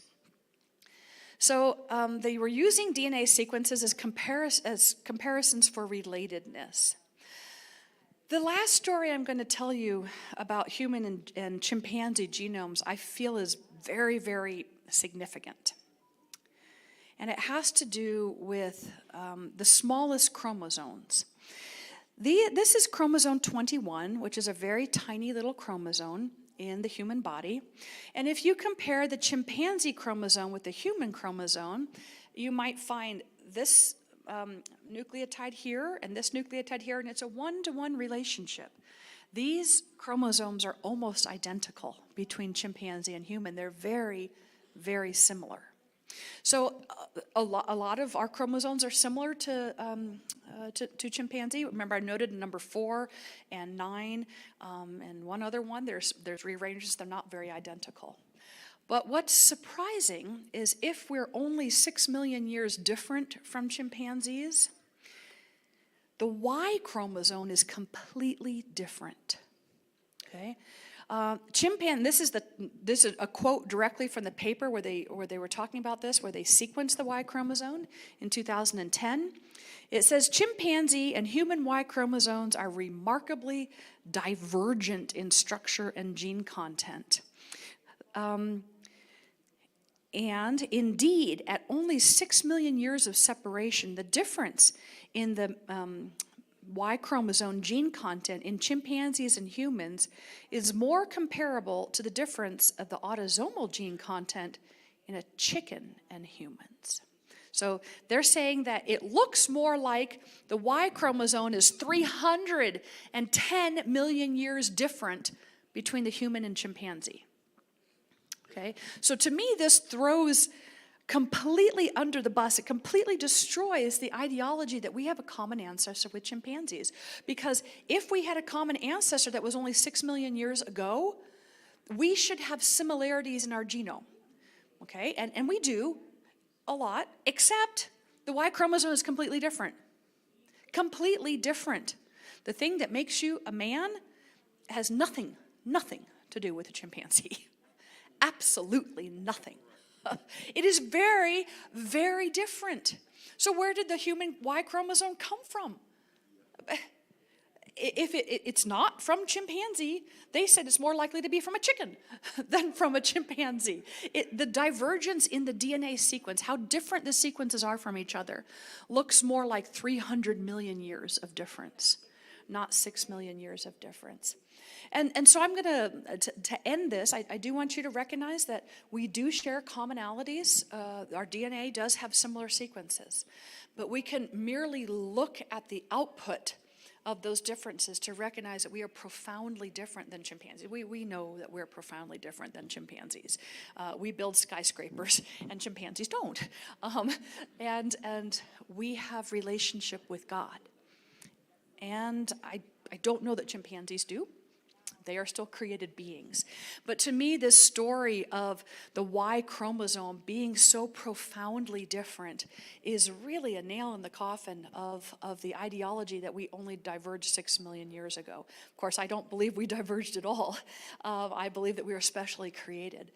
But part of the problem is that you're not going to see this talked about in a textbook. In your textbook, it's only going to say humans and chimpanzees share 99% of DNA. And it's going to seem like an absolute clear story. It's all known. Those teenagers would be like, yeah, great, evolution's right. No, they don't tell you about the other story. This whole chromosome is wrong. We could not be related to chimpanzees because of the Y chromosome. So this is a really, I feel like a really important data point and really something that I wanted you to understand. Thank you so much.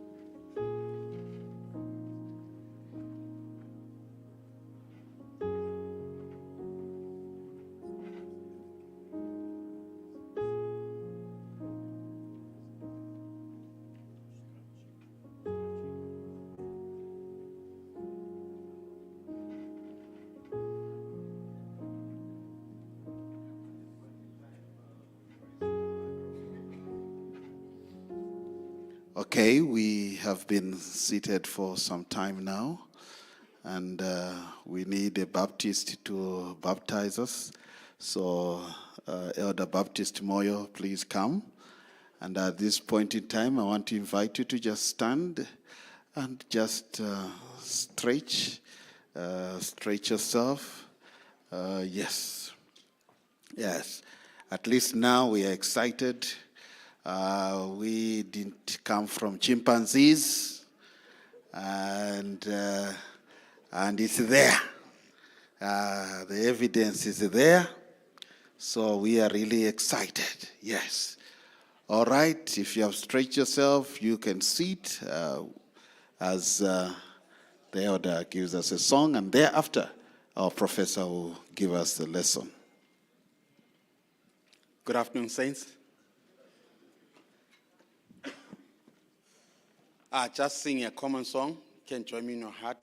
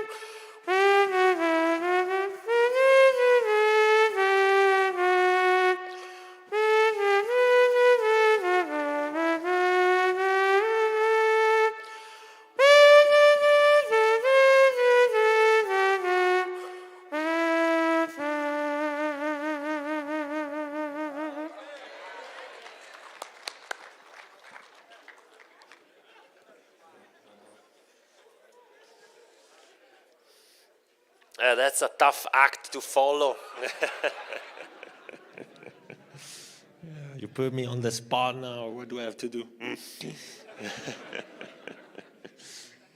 So, what I will be sharing with you is an introduction to the stratigraphic record, because maybe this will also help my friend Dr. Oluwole, who's coming next, to establish some concepts that he will use in his overview of the geology of South Africa.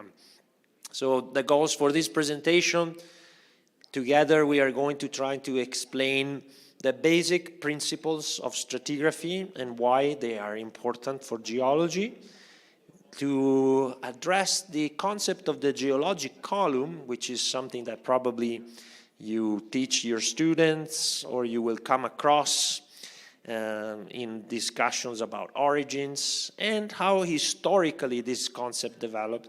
And finally, something a little bit about time and the rock record, and to try to explain the subtle difference between chronostratigraphy and geochronology. And so don't be scared now when you hear these words, then we'll try to explain them later.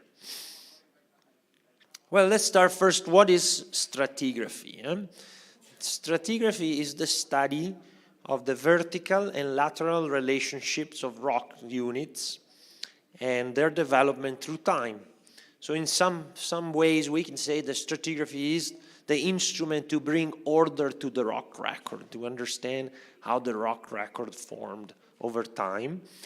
Typically, stratigraphy is a term, as you can hear from the name, stratigraphy, stratum or layer, is applied principally to sedimentary rocks, but it's also related to other rock types like igneous and metamorphics, because they are found interspersed within other sedimentary units. So the question of time is kind of intertwined with stratigraphy.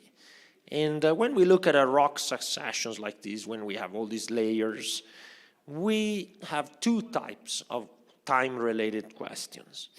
So the first kind of questions about time are about absolute age. So this you respond with a number. So for example, Dr. Gini, if I was going to ask you, how old are you? Okay, so that is an absolute age question, because then you would give me a number. You don't have to say how old you are, don't worry, it's just like an example. Relative age, on the other hand, we have questions about the sequence of events. So if I was gonna ask you, are you older or younger than your wife?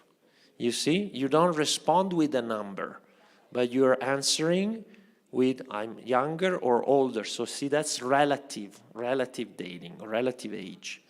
So numerical ages in geology are obtained basically mostly through radiometric dating. But these questions about relative age, what is younger, what is older, what comes first, in which order, those are addressed with physical stratigraphy, mostly. Clear? Understood? Okay. Test. I will ask you a question. If I want to know how old, not how old, but when was that dark layer deposited? When? In terms of a number, I want to know. Am I talking about numerical, absolute age, or relative age? What kind of question is that? Is absolute. Yeah, that was good. Good rescue. Huh? You went first with absolute, relative, then absolute. Good recovery. Your team helped you right there. It's nice. Okay, so that question of stratigraphy, and so this ordering of events, we can really say that the father of modern stratigraphy is Nicolaus Steno. So he writes this book about a solid body enclosed within another solid. And he is the one that basically suggests, you know, when we have, for example, a fossil within some sediment, it's not like the fossil formed in there. It was encased. We have a sequence of events, okay? That animal lived, and it's not like something that appeared together with the rock. So he is the one that gives us that methodology of going to this succession of rocks and say, hey, there is a sequence here represented. It wasn't formed all together at the same time. And that is kind of like the Fiat approach, everything formed together at the same time. Whereas with stratigraphy, you have an actual sequence of events. So you see here, for example, it says, not only did the earth and rock not produce the bodies contained in them, it's not like the rocks produced the fossils in them, but they did not even exist as such when those bodies were produced in them. So first you have the body, and then the sediments encased it, right? So he has this nice diagram in his book that shows this sequence of events to explain the layers that he finds in that region that he was studying in Italy. Italy, that would be a good time to eat one of your Italian mints. So, and actually Steno is a creationist. He's a creationist, and this diagram for him is a way to explain from the primordial creation, then the flood, and then the post-flood sediments. So very interesting. Now, Steno is the one that establishes the principles of stratigraphy. And these are principles that we pretty much still use to establish the sequence of events. The first one is the principle of original horizontality. So it says that sediments are essentially deposited in horizontal layers. And why is that? Why is it that sediment is not deposited in vertical layers? Because it's not a stable configuration, like gravity will tend to spread out that sediment, okay? So this, sometimes we find some exceptions to that, but what is the main corollary of this principle? If you find a rock succession like this, This is the opposite of the principle of horizontality. Did you see the layers there? What is their orientation? They are vertical. And so, how's that possible? Did they form like that? What do you think? The consequence of the principle of horizontality means that they were originally deposited flat, but they must have been subsequently tilted. So, because of some tectonic forces, this succession of sediments has been pushed and tilted. And so Steno already understands that. He says it follows that strata either perpendicular to the horizon or inclined toward it were at one time parallel to the horizon originally. And then another event, relative dating. You see, what came first? First, the deposition of the sediment, and then the tilting that came afterwards. So you see, we can start to establish a sequence, a succession of events. We do have some exceptions. Some strata are deposited originally at a low angle, but in general, the principle of horizontality holds. Another principle he establishes is the principle of lateral continuity. So these sedimentary layers extend laterally until they pinch out or terminate against an obstacle. So we can correlate them if they've been eroded in between, but we can say, okay, that layer continues over there. And then this one is very important, the principle of superposition. So if you have a succession of layers, the one that is above is younger than the one that are below, right? So we can establish a relative dating of these events. There's a few other principles, that, for example, the principle of cross-cutting relationship. In the photo below there, you can see that there is a fault that has created an offset. I'm standing over the fault, and you can see that dark layer that is offset, down thrown on the right side of the picture. So, or left for you. So what does that mean? It means that what happened first? The faulting or the deposition of the layer? The deposition, who said that? Raise your hand. Good job. The deposition of the layer first, and then the faulting and offset that layer. So we can see that sequence of events. Or, for example, in the other picture, you have that white limestone with that dark volcanic dike cross-cutting it. So if it cross-cuts something, it means that it must happen before or after. Say it loud because I'm not hearing you. Before or after? After, correct, yeah. Very good. So now another principle is the principle of inclusions. So it says if something, a fragment of a rock is included in another rock, well, that fragment must be older, right? Because you need to have had that rock for it to break and then to be included into another rock. And so if you have, like, for example, this picture is a conglomerate and you have a big chunk of granite, that granite is older than the conglomerate that contains it because it must have been there already for it to be eroded, destroyed, and then included. So based on these principles, you can go to the rock record and begin to establish, even if you don't have numerical ages, but you can kind of establish a sequence, right? What happened first, and the tilting, the deposition, this layer first, this one after. And so towards the end and the middle of the 1700s, we have some early geologists that begin to see that there is a certain sequence. These are mostly from Europe, and maybe we can subdivide the rocks into different groups. And so very often they observe that there are these rocks at the core that then are surrounded by other rocks that have been tilted, and then the flat ones at the end. So they say, okay, we have some primeval rocks, and then the secondary rocks, tertiary, and quaternary rocks, the fourth, quaternary, ordine quarto. This term introduced by Giovanni Arduino, who was an Italian. So good time to eat another Italian meat, okay? All right, so now look, this Werner, for example, suggests that these primeval rocks were deposited from this primordial ocean. So it's like when you have a salt that precipitates from a solution. He says, wow, the primordial rocks formed from the waters of a primordial ocean. And so this school of thought is called the Neptunist because of Neptune, the god of the oceans and the seas.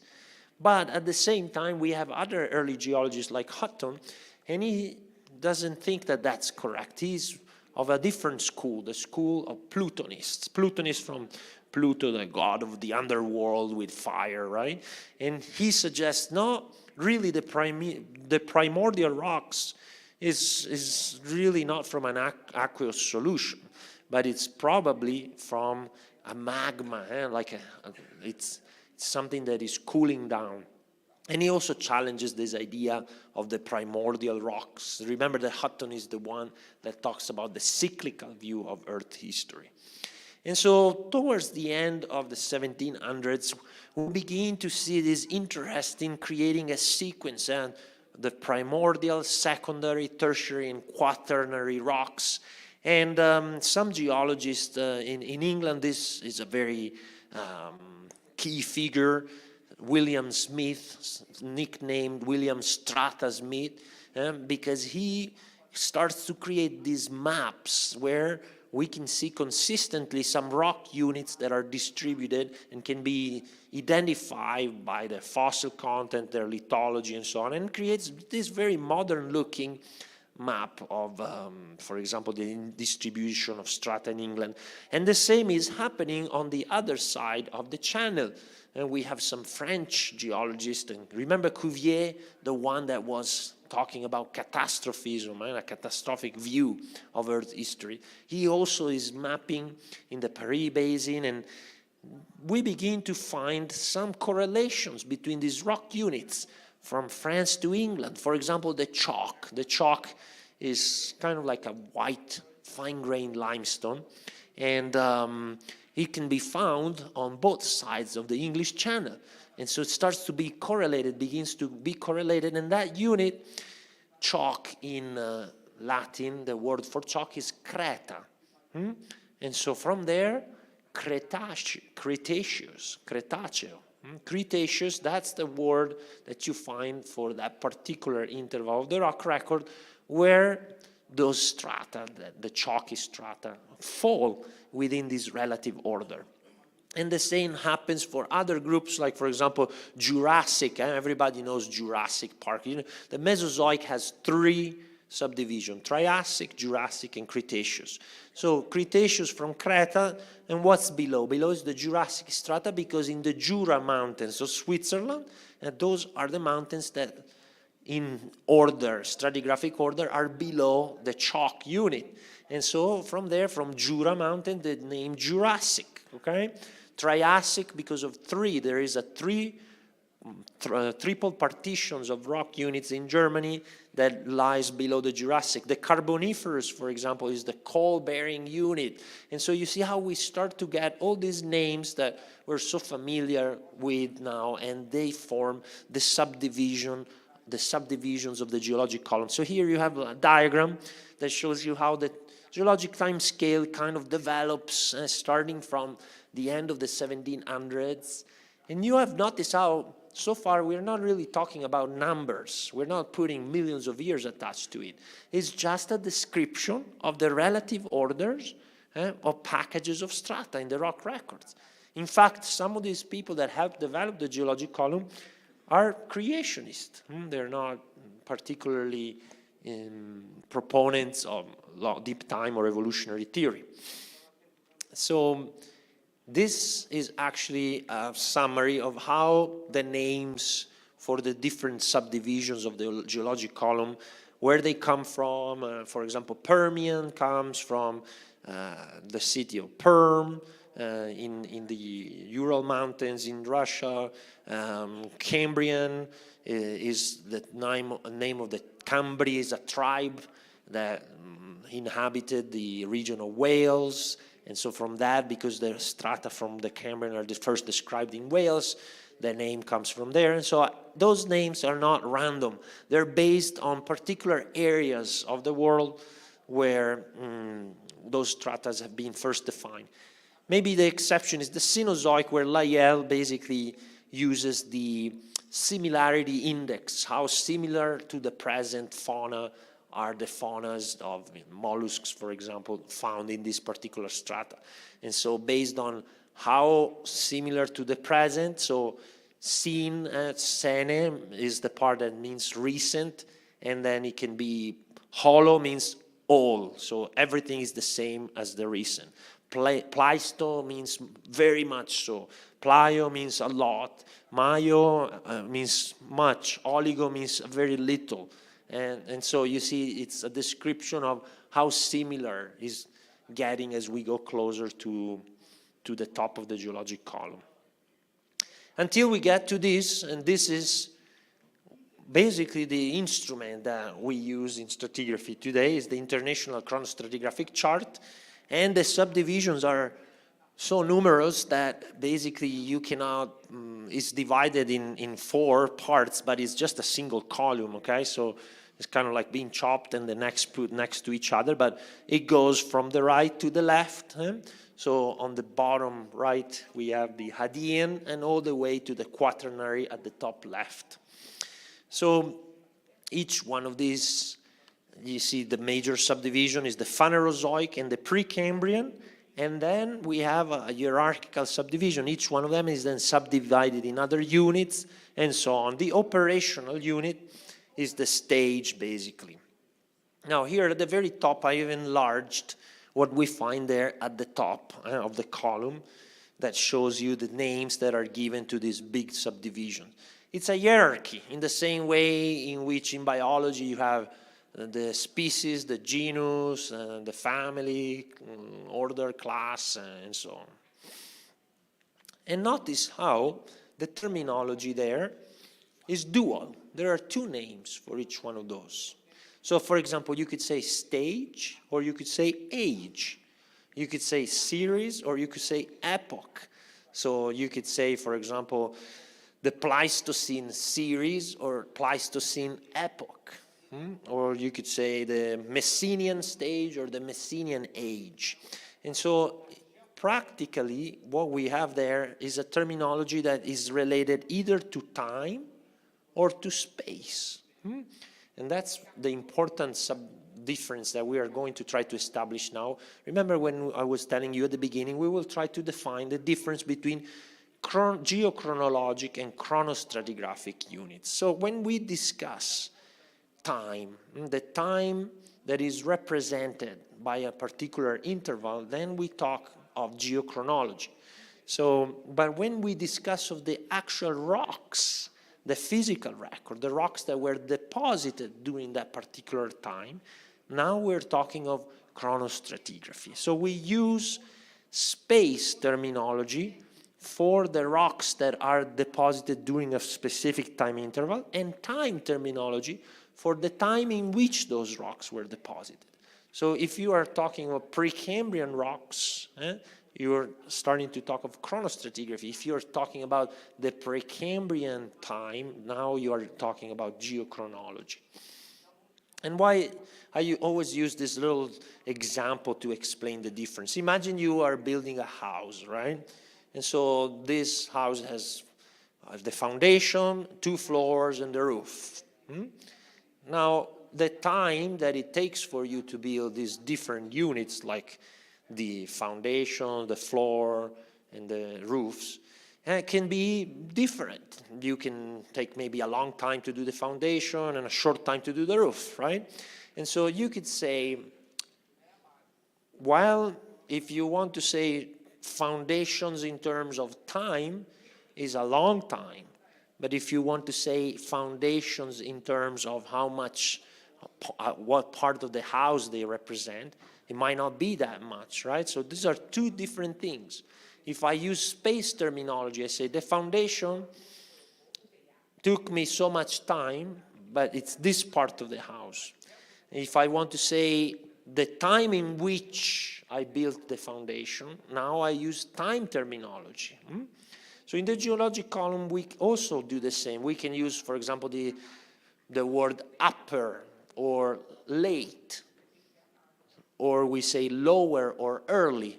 So you see, these are different terms. Upper and lower refer to space. Late and early refer to time. And so why is this important? It's important because for a creationist, there's nothing really problematic about using the space terminology, right? Space terminology is just telling us the order in which the different rocks were deposited, what came first, what came after, but it's relative placement. It doesn't have a numerical age to it. So when you say the Cretaceous strata, there's nothing really problematic about that. What we're conveying is that these strata are found in that particular interval of the geologic record. Now, where is it that we find the challenge for us, the challenge from a creationist perspective? It's in the geochronological part of the geologic column, because each one of these subdivisions has been assigned an age.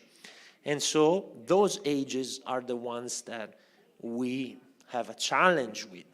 And so if you're using Cretaceous time to refer to the standard, for example, the KPG, Cretaceous Paleogene boundary, is placed at around 65 point something millions of years ago.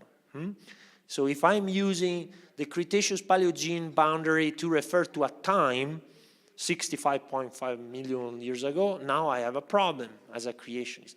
But if I'm using it to say it's that interval, that level that separates the rocks that are above the Cretaceous rocks from the rocks that are below, it's a descriptive terminology of the physical stratigraphy. So that is the most important point that I wanted to convey. And so maybe we can stop there. And so hopefully let's go back to the goals of the presentation. We have tried to explain what are the basic principles of stratigraphy, like the principle of original horizontality and superposition. We've tried to explain how the geologic column came to be and how it developed over time. And finally, we have tried to explain the difference between chronostratigraphy and geochronology so that we can understand how we deal with the geologic column from a creationist perspective. Thank you.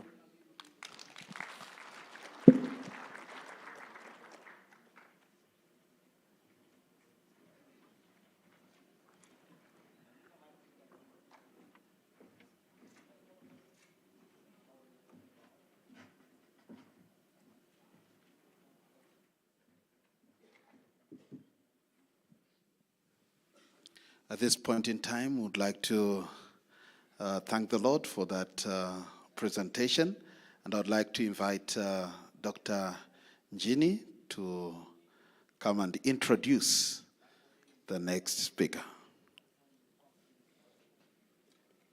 And right after the introduction, our professor will speak to us. Thank you so much. The next speaker is our friend, a scholar in his own right, Dr. Aluole Ayinde Oyedeji. He holds a PhD in geology from the University of Ibadan, that's Nigeria. He has participated in research and developmental projects across Nigeria and in several places across the globe. He is retired from the Nigerian Geological Survey Agency. That was in 2017 after serving for 35 meritorious years service. He is a fellow of the Nigerian Mining and Geosciences Society, a member of many international professional geoscience bodies, including the International Association of Hydrogeologists, Engineering, Geology, and Environmental and Medical Geology, and is registered with the Council of Mining Engineers and Geoscientists in Nigeria. Currently, he's serving as Associate Director of Education, Geoscience Research Institute branch office based in Babcock University, that is in Nigeria. That's where he is based. And so he is working, he's a church worker, an Associate Director of Education under West Africa Division. We are glad to have him around. He is married and blessed with 3 children. So, brothers and sisters, ladies and gentlemen, it is my honor to present to you our doctor, a child of God. Thank you, Igwe. Thank you.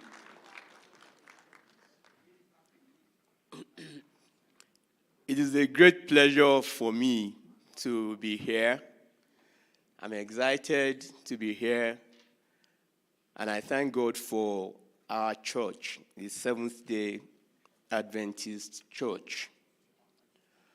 I also want to thank my colleagues for laying a very good foundation and making my job very simple. Initially, I was thinking that try and avoid so many terms so that I wouldn't enter into trouble.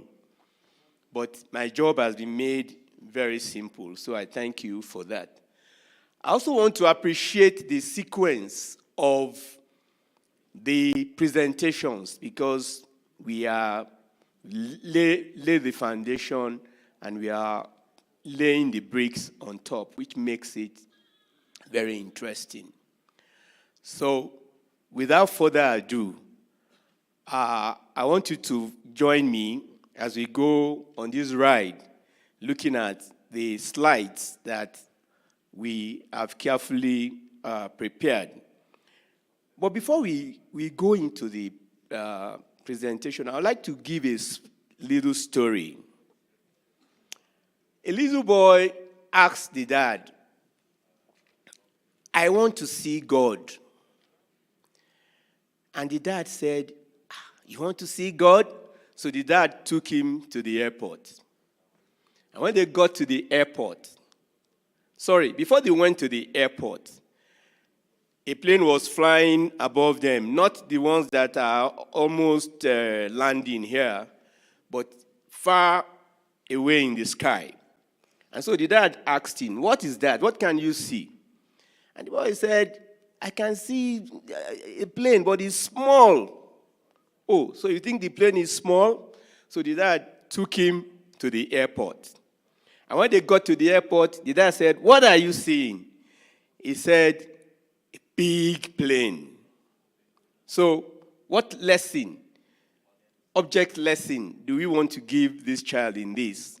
Is that the closer you come to God, the more you know about him.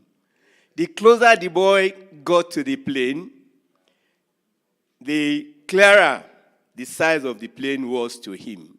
So this is similar to what we do in geology. The closer we are to the rocks, the more we understand the rocks, and we understand the creator of the rocks. So we'll start with this statement, this text from Romans 1:20. "For since the creation of the world, his invisible attributes are clearly seen, being understood by the things that are made." That's a text from Romans chapter 1 by Brother Paul. So this is the goal of the presentation. We want to present an overview of the geology, the paleontology, and stratigraphy of Southern Africa. We also look at the ores and mineral resources. We try and contextualize the events within the framework of the assembly and breakup of Gondwana. So just hold the word Gondwana in your left hand. We'll try and explain that when we get there, if we have not heard before. Then we compare the standard scientific worldview with the biblical worldview and provide a framework for the understanding of the conflict over origins. And as we've been saying, even if we don't understand what we hear now, it is to encourage faith, even with questions, after seeing a range of evidences. It is also to encourage you to have more trust in God, but also have respect for science. It is to encourage curiosity in you and to also encourage you to continue to trust, like Job, who continued to ask questions from God. I hope this will be our experience at the end of the presentation. So, the rock cycle, we've mentioned that. I'm sure by now we all know the three types of rocks: the igneous, sedimentary, the metamorphic, and that the cycle is continuous. The processes are still on. This is a classification of igneous rocks, and just to show some examples. As the silica content is increasing, when you look to the right, to your right, to the right side of this slide, you find them, we call the ones with high value of silica, they are felsic. And normally they have light colors, so like granite. As the silica content decreases, we have diorite in between there. Then when the silica content is almost zero, we have dark rocks like gabbro. And to the left, too, the same thing, gabbro, basalt. You can see that basalt is also dark, andesite and rhyolite. So we won't waste too much time on these basics. Then we have metamorphic rocks. Metamorphic rocks are originally existing rocks. So when they are subjected to heat and pressure, they transform into other rocks. They can either be igneous, the original rock can be igneous, they can also be sedimentary. So where you have that column, where you have protolith, if it was a shale before, it will change to slate. Shale can also turn to phyllite, depending on the composition. Shale can also turn into schist. Igneous rock like granite will change into gneiss. Sandstone will change to quartzite. Limestone will change to marble. And the first four on top are foliated. They can be foliated. While these other ones down, the quartzite and the marble may not really be foliated. Then we have the sedimentary rocks. Example, we have limestone, which are precipitated from solution. We have the shale, which is clastic. We have the conglomerate, which is also clastic, and so on. Sedimentary rocks are deposited in some basins, environments, and they can be continental on the land. Continental can still be further divided.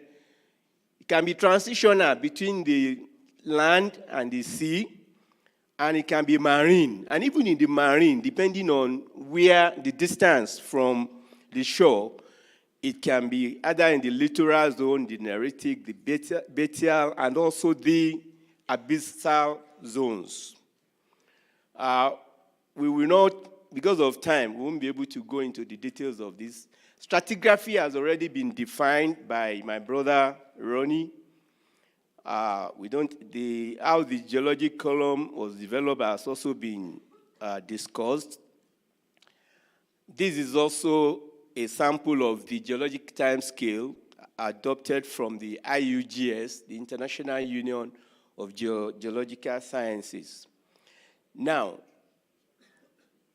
he has also delved into the possible SDA model of a column, of a geologic column, based on based on chronostratigraphy now, not geochronology, so that we will not be contesting with the issues of dates. The church, out of a long time of research, is trying to develop models. These are still tentative models, but we still base some of our interpretations on these models.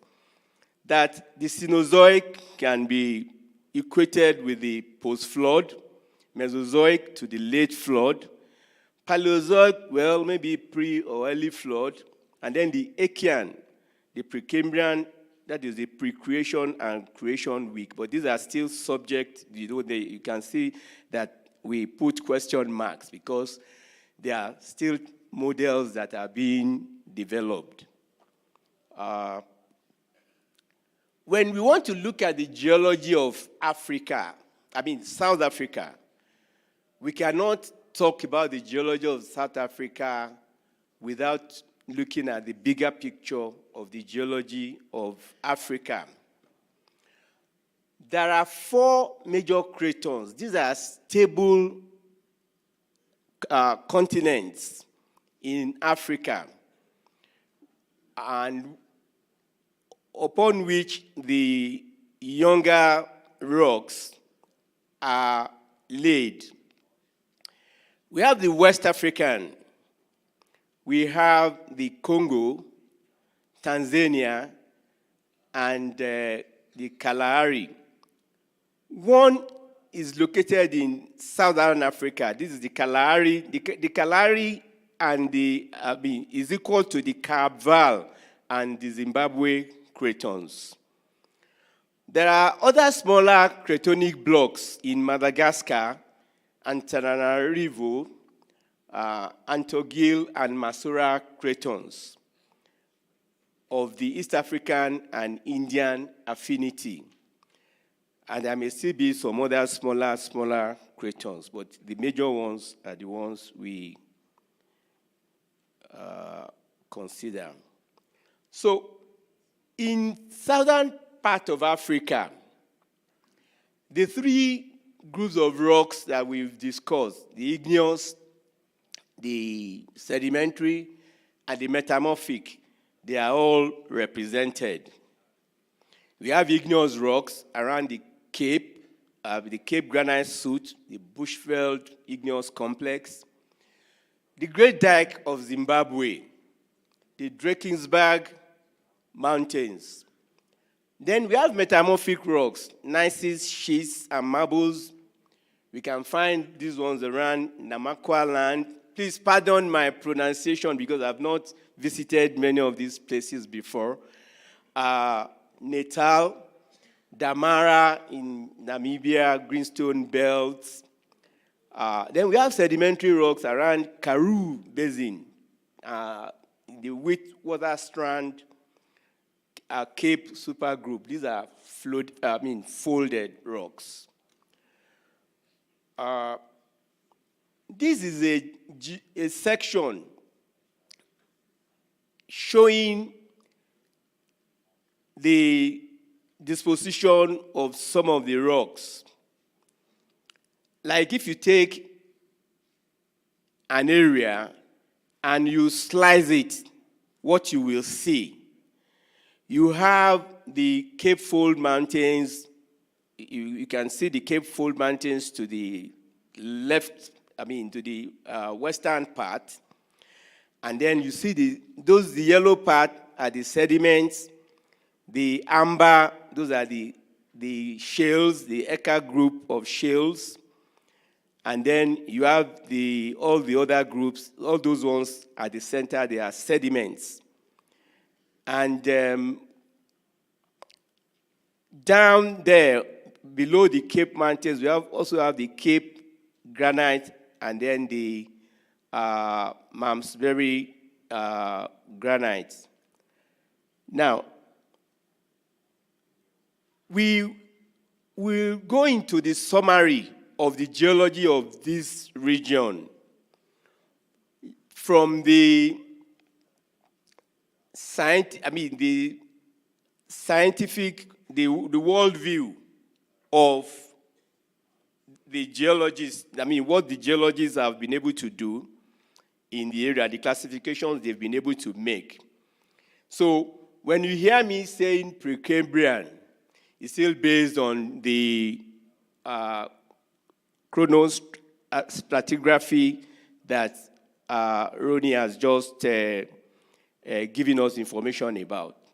So the oldest rock that we have around here, which falls within the Achaean, are the granite gneiss, the greenstone terranes, the carval, banded gneiss, and granitoids. They are well preserved, and there are also volcanics that have been metamorphosed. We have the comatites, which are very significant. Comatites are products of volcanic eruption, highly mafic rocks that are known to contain the earlier forms of life. So we'll talk about that as we go on.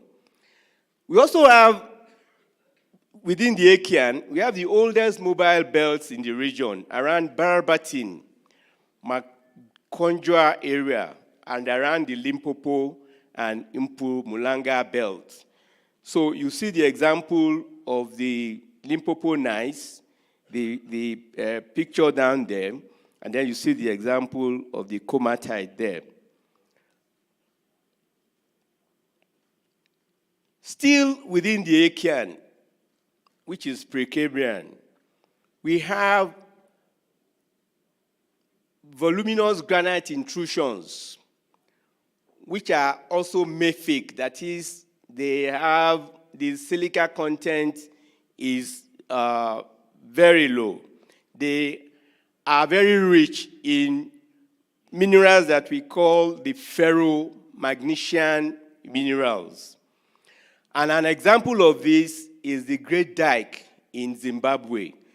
That picture to the right is showing us the Great Dyke of Zimbabwe. And if we look at the relative relationship that we just talked about, we can say that that dike, what can we say about that dike? Is it younger or older than the material it intruded into?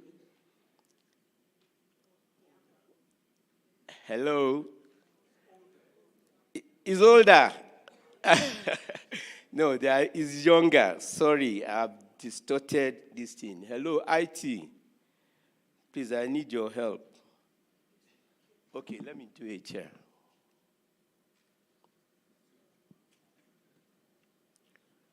Okay. I think we are back there. Okay. So, okay. So, the dike is younger than the material on the left and on the right. Still within the Achaean, we have sedimentation around the basins. So we have the Wheatwater Strand system, which is made up of clastic sediments. And these sediments have associated with them some economic minerals: gold, uranium, chromium, nickel, asbestos, and so on. Particularly, there is the pebble conglomerate, which hosts the gold in that area. Still within the Precambrian, in the Proterozoic, the clastic sedimentation that I've mentioned. But one thing that is significant is the stromatolites that are found there. Stromatolites are limestones that are found to have been deposited by the metabolism of some blue-green algae. And this is very significant for the origin of life as claimed by the evolutionists, because stromatolites are known to have been responsible for the production of oxygen, which aided the beginning of life. So, stromatolites, the photographs you see there, you have the stromatolites. C is the stromatolites. The stromatolites are also responsible, they are also thought to be responsible for the formation of the banded iron formations in that area, which is responsible also for the large economic deposits of banded iron, iron formations that we have in the region. So, still within the Precambrian, you can see that the Precambrian, the rocks around this area are very old and they are very stable. We have the emplacement of the Bushveld complex still within the Precambrian. This is a very large igneous body that contains major deposits of platinum, the platinum group of elements, the PGE, chromium, vanadium, in the northern Cabral Craton. I'm sure you can relate with these names that I'm mentioning. And that map is showing the Bushveld complex.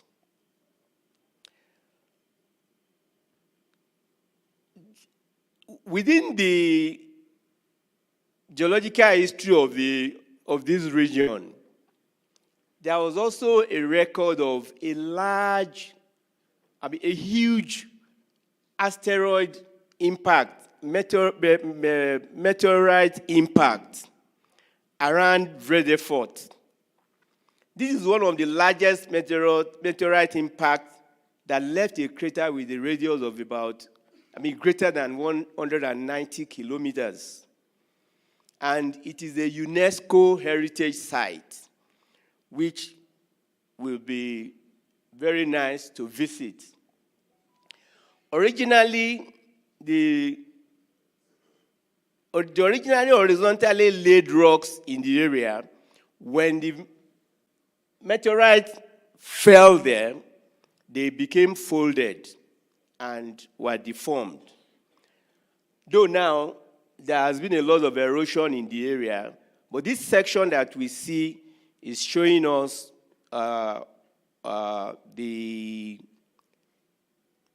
section of how the impact of the meteorite can be seen. So the photographs that you see below there is, the right one is the satellite image of the Vredefort asteroid impact, meteorite impact.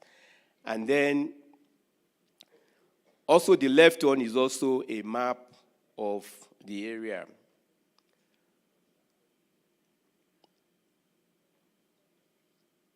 We also have fold beds still within the Precambrian that have been deformed and metamorphosed.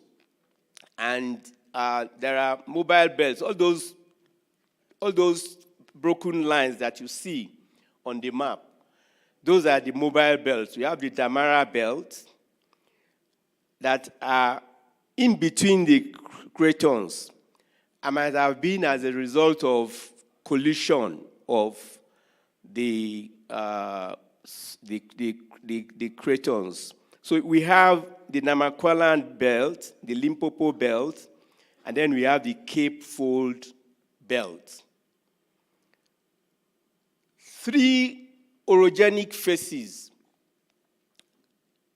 These are repeated events that happened. At least 3 orogenic phases have been recorded. We also have, before we enter the Cambrian, the late Proterozoic, you also have the platform deposits on the cratons in stable areas. And the examples are the Kalahari Craton, where we have the Nama Basin, and also the Nama Basin is in Namibia. And in these platform deposits, there are some fossils that have been, There are some fossil records that have been documented. We can see, if you look at those pictures labeled A, B, C, D, they are fossil records of some plants and so on. At the end of the Precambrian,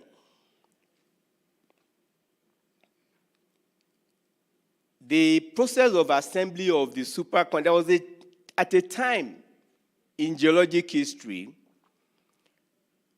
it was shown that there was a supercontinent, that all the continents were assembled into one, a supercontinent. This happened repeatedly. There was a grouping together, separation, grouping together, separation. And this was the event that happened at the end of Precambrian, the process of assembly of the supercontinent, the Gondwana. The supercontinent originally was called the Pangaea, which the northern part is the Laurasia and the southern part is the Gondwana. And around this time, there was a tectonic event labeled as the Pan-African event, which was partly temperature controlled and also a tectonic event. So this tectonic and magmatic activity were concentrated around the mobile belts.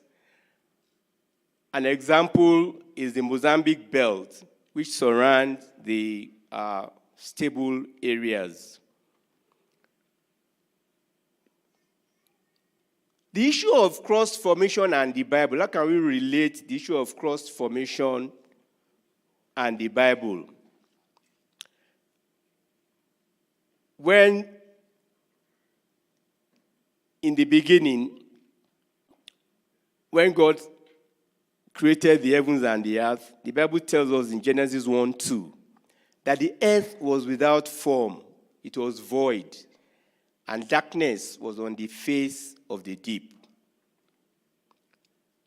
And if we go to Psalms, we read that you who laid the foundations of the earth, so that it should not be moved forever, you covered it with the deep as with a garment. The waters stood above the mountains.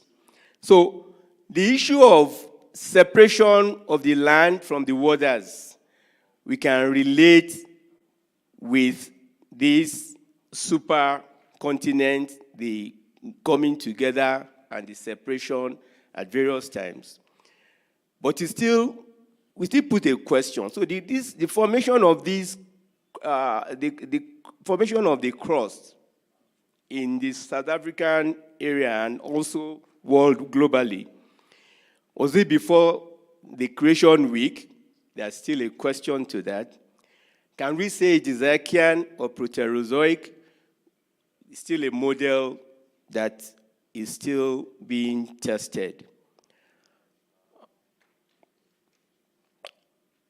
And the Lord continues, let the waters under the heavens be gathered together into one place, and let the dry land appear.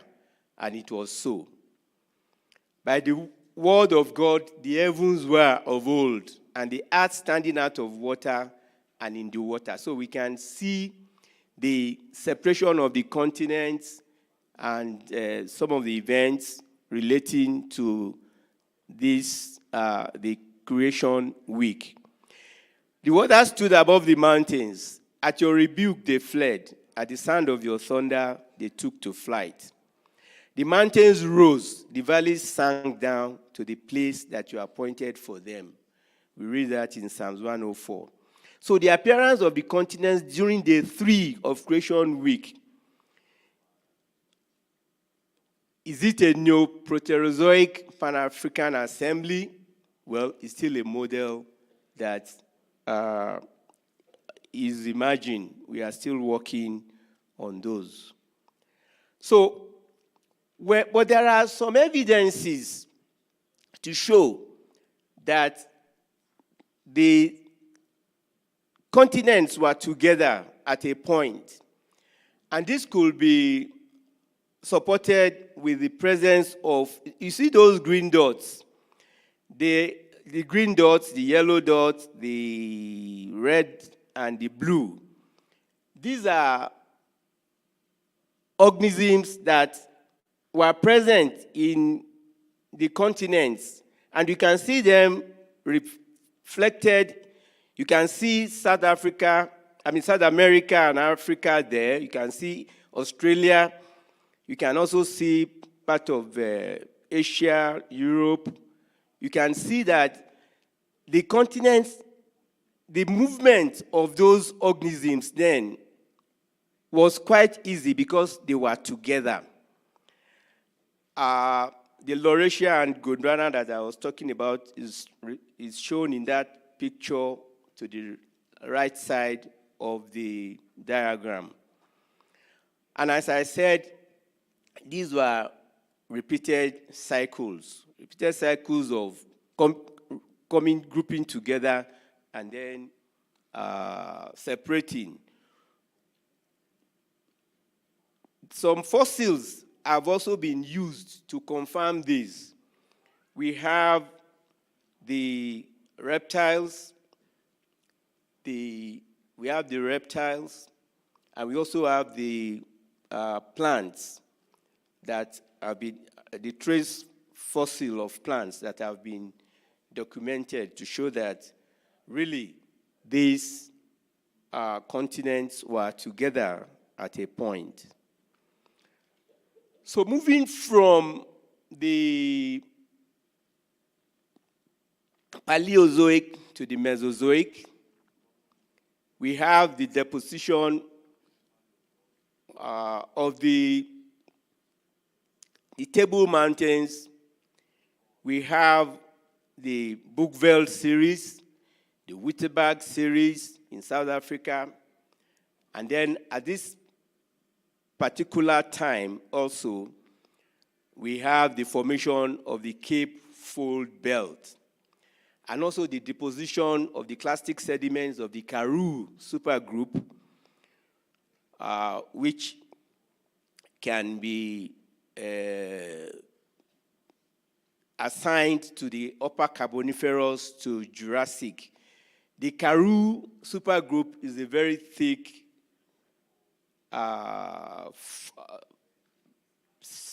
deposit and is widespread.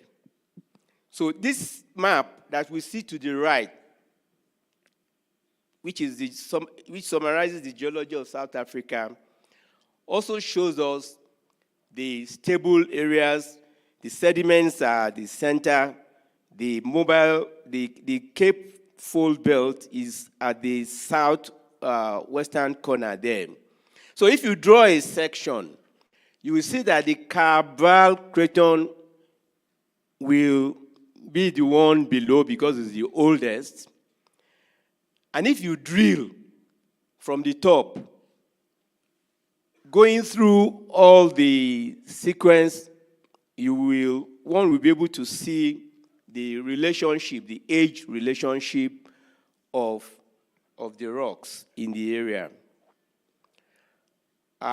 Still on the summary, the events that brought this,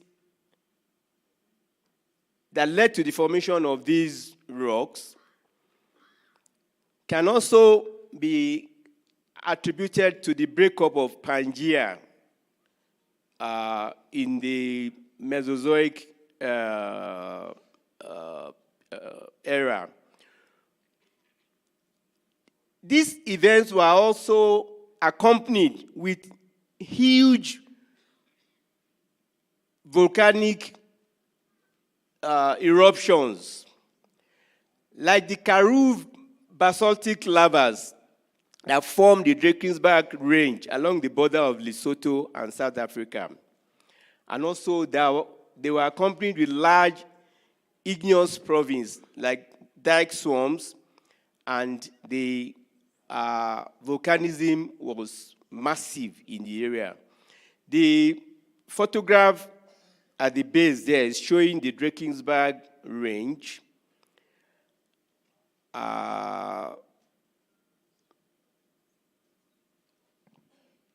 Which are volcanic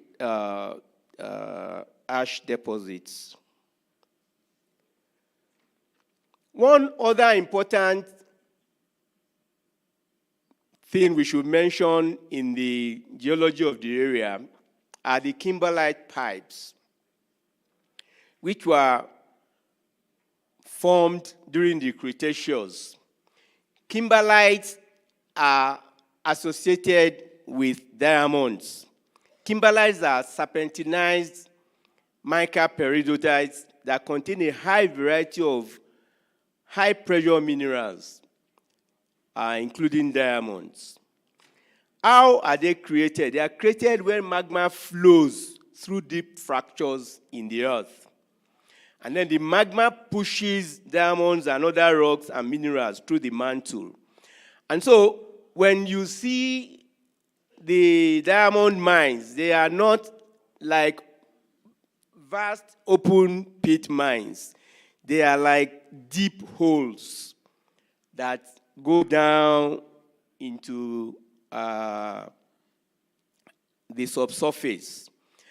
And some of the locations that we have in Southern Africa, around Johannesburg, Northern Cape, Kimberley, Valley, Koffiefontein, Jagersfontein, also the Jwaneng in Botswana, and also some in Angola. And this is very significant for the economy of the region. The Jwaneng is the most popular diamond mine in the whole world. We also have the Great Escarpment. These are slopes. They are major topographical feature in Africa, which are slopes that are formed from the high central Southern African plateau, going downwards to the direction of the oceans that surround Africa. It is a kind of the trace of rifting. You can see the escarpment, those red lines, and then the black lines with some crosses. They are also related to the breakup of the part of the supercontinent, the Gondwana. When this happens, when continents separate, they are associated with a lot of volcanism. So, due to the mantle, the materials coming from the mantle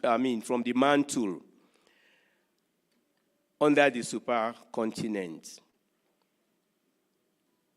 Fossils have also been discussed today, and their usefulness have been mentioned in reconstructing the geologic history of an area. Some particular group of fossils are associated with the geologic column of Southern Africa. We have those reptiles there, which you will mention when I go to the next slide. We also have these ones down, which are also very significant for life. They are the nummulites. Those reptiles, the example is Lysosaurus. Now, on this table, I've tried to do a table showing the various types of fossils that are associated with the various time periods on the geologic column of South Africa. In the Aegean Proterozoic, normally because the rocks are stable, you may not expect to find fossils there. But in this area, the fossils that have been found in the Aegean Proterozoic, we have the unicellular algae, and then we also have the Ediacara fauna. Ediacara fauna is named after the Ediacara Range in Australia. And where do we find this? We have them in the Barberton charts in southwestern Africa. When you move up into the Ordovician, we have the marine fossils in the sandstones. And the locations we can find is in the Table Mountains, the Cape Town, Table Bay, Cape Peninsula, and so on. Still, okay, in the Devonian, we have marine fossils. We have fossilized plants, Archaeosigilliaria. We also have the club moss. And these are associated with the Wittenberg series. The marine fossils are associated with the Bookveld series. When you move up into the Permian, lower Permian, you have the Mesosaurus, which is a freshwater crocodile reptile. And then we also have the Lystrosaurus, which is shovel reptile. Also, they are found in South Africa. This is an evidence of continental drift, that the continents were together sometime and then they drifted, apart. When you move up to the Triassic, we have the fish, amphibians, reptiles, fossils, which are found in the Beaufort series. And as you move up into the Jurassic, Cretaceous, you have fossil plants. Some dinosaurs have been reported around Angola and so on. You have smaller reptiles. In the Oligocene and Miocene, you have the Lepidocyclines, which is a kind of foraminifera. And then in the Paleogene, you have the nummulites, which is a large kind of foraminifera, which is unicellular. You have nautiloids, you have echinoids, and these can be found in the Indian Ocean coast. I will talk about this when I'm trying to conclude. So, going back to the standard scientific overview for the geological history of Southern Africa, we can say that there are three large-scale processes that were involved. We have documented huge volcanic activity. We've talked of some basalts. We've talked of volcanic ash and so on. We have tectonism, that is plate movements, and sedimentation. Those clastic sediments of the Karoo make the geology of Southern Africa very complex. The Precambrian record is a very important record for the formation of the features that we see around here.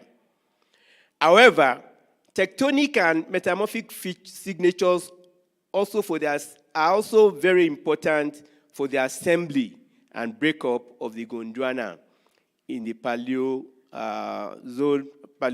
Mesozoic era. So we should note that South Africa was very active tectonically before, but today they are not, it is not very active.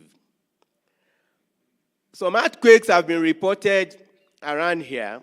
They may not really be tectonically connected, but they might have been due to mining activities, blasting, and so on.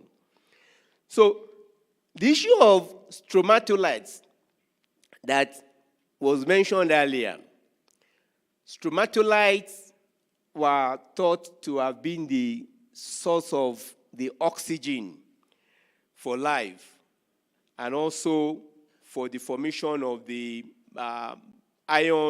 banded iron formations. The Karoo Basin is also an important record for the Permian Triassic, where we find those land vertebrates in those sediments. Now, radiometric dating will assign billions of years to these rocks in the area. The discovery of reptile fossils and similar plant fossils in the southern continents also support the continental drift theory, which we have said, because similar fossils have been found in other places. However, the process of plate tectonics is presented as very slow and gradualistic. That is by using the standard model. There was also glaciation, because tillites have been found in the area. Tillites are sediments that are aftermath of glaciation, of glacial events.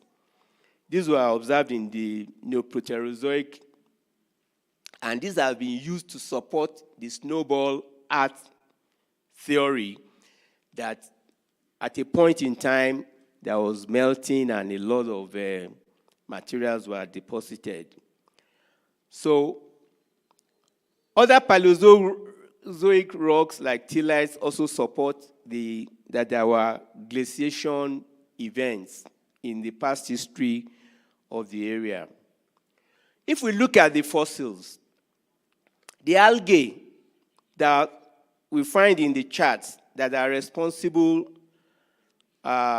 for the stromatolites and also the comatites, they are postulated to be the source of life. I've said this earlier. The animal fossils, for example, the nummulites that we saw in the slide earlier on, which is a large kind of foraminifera, they are unicellular. They were found in the Paleogene. This nullifies the issue of organisms developing from simple to complex, as the evolutionists are claiming. The Ediacara fauna, we have the present-day phyla of the same stock, which are coelenterates. And these are primitive multicellular organisms, like corals, jellyfish, even the common earthworm that we see. So not only are these Ediacara animals many-celled creatures with highly differentiated system of muscles and nerve cells, they also most probably had fully developed sexual reproduction, as do present-day metazoans. This is from McAllister, 1977, that these animals that were multicellular at the beginning of time, if they had been multicellular then, today, how can we explain that there had not been too much of variation in their development?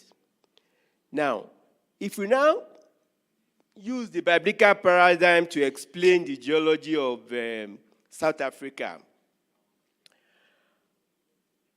we want to say that God created by fiat and ex nihilo, which is what we read in the scriptures. At the beginning of creation week, the earth was without form and void. My time is up. Possibility of preceding crustal history. Well, that is still a model we are working on. Intelligent design was involved in creation, including the atmosphere, lithosphere, biosphere, and hydrosphere.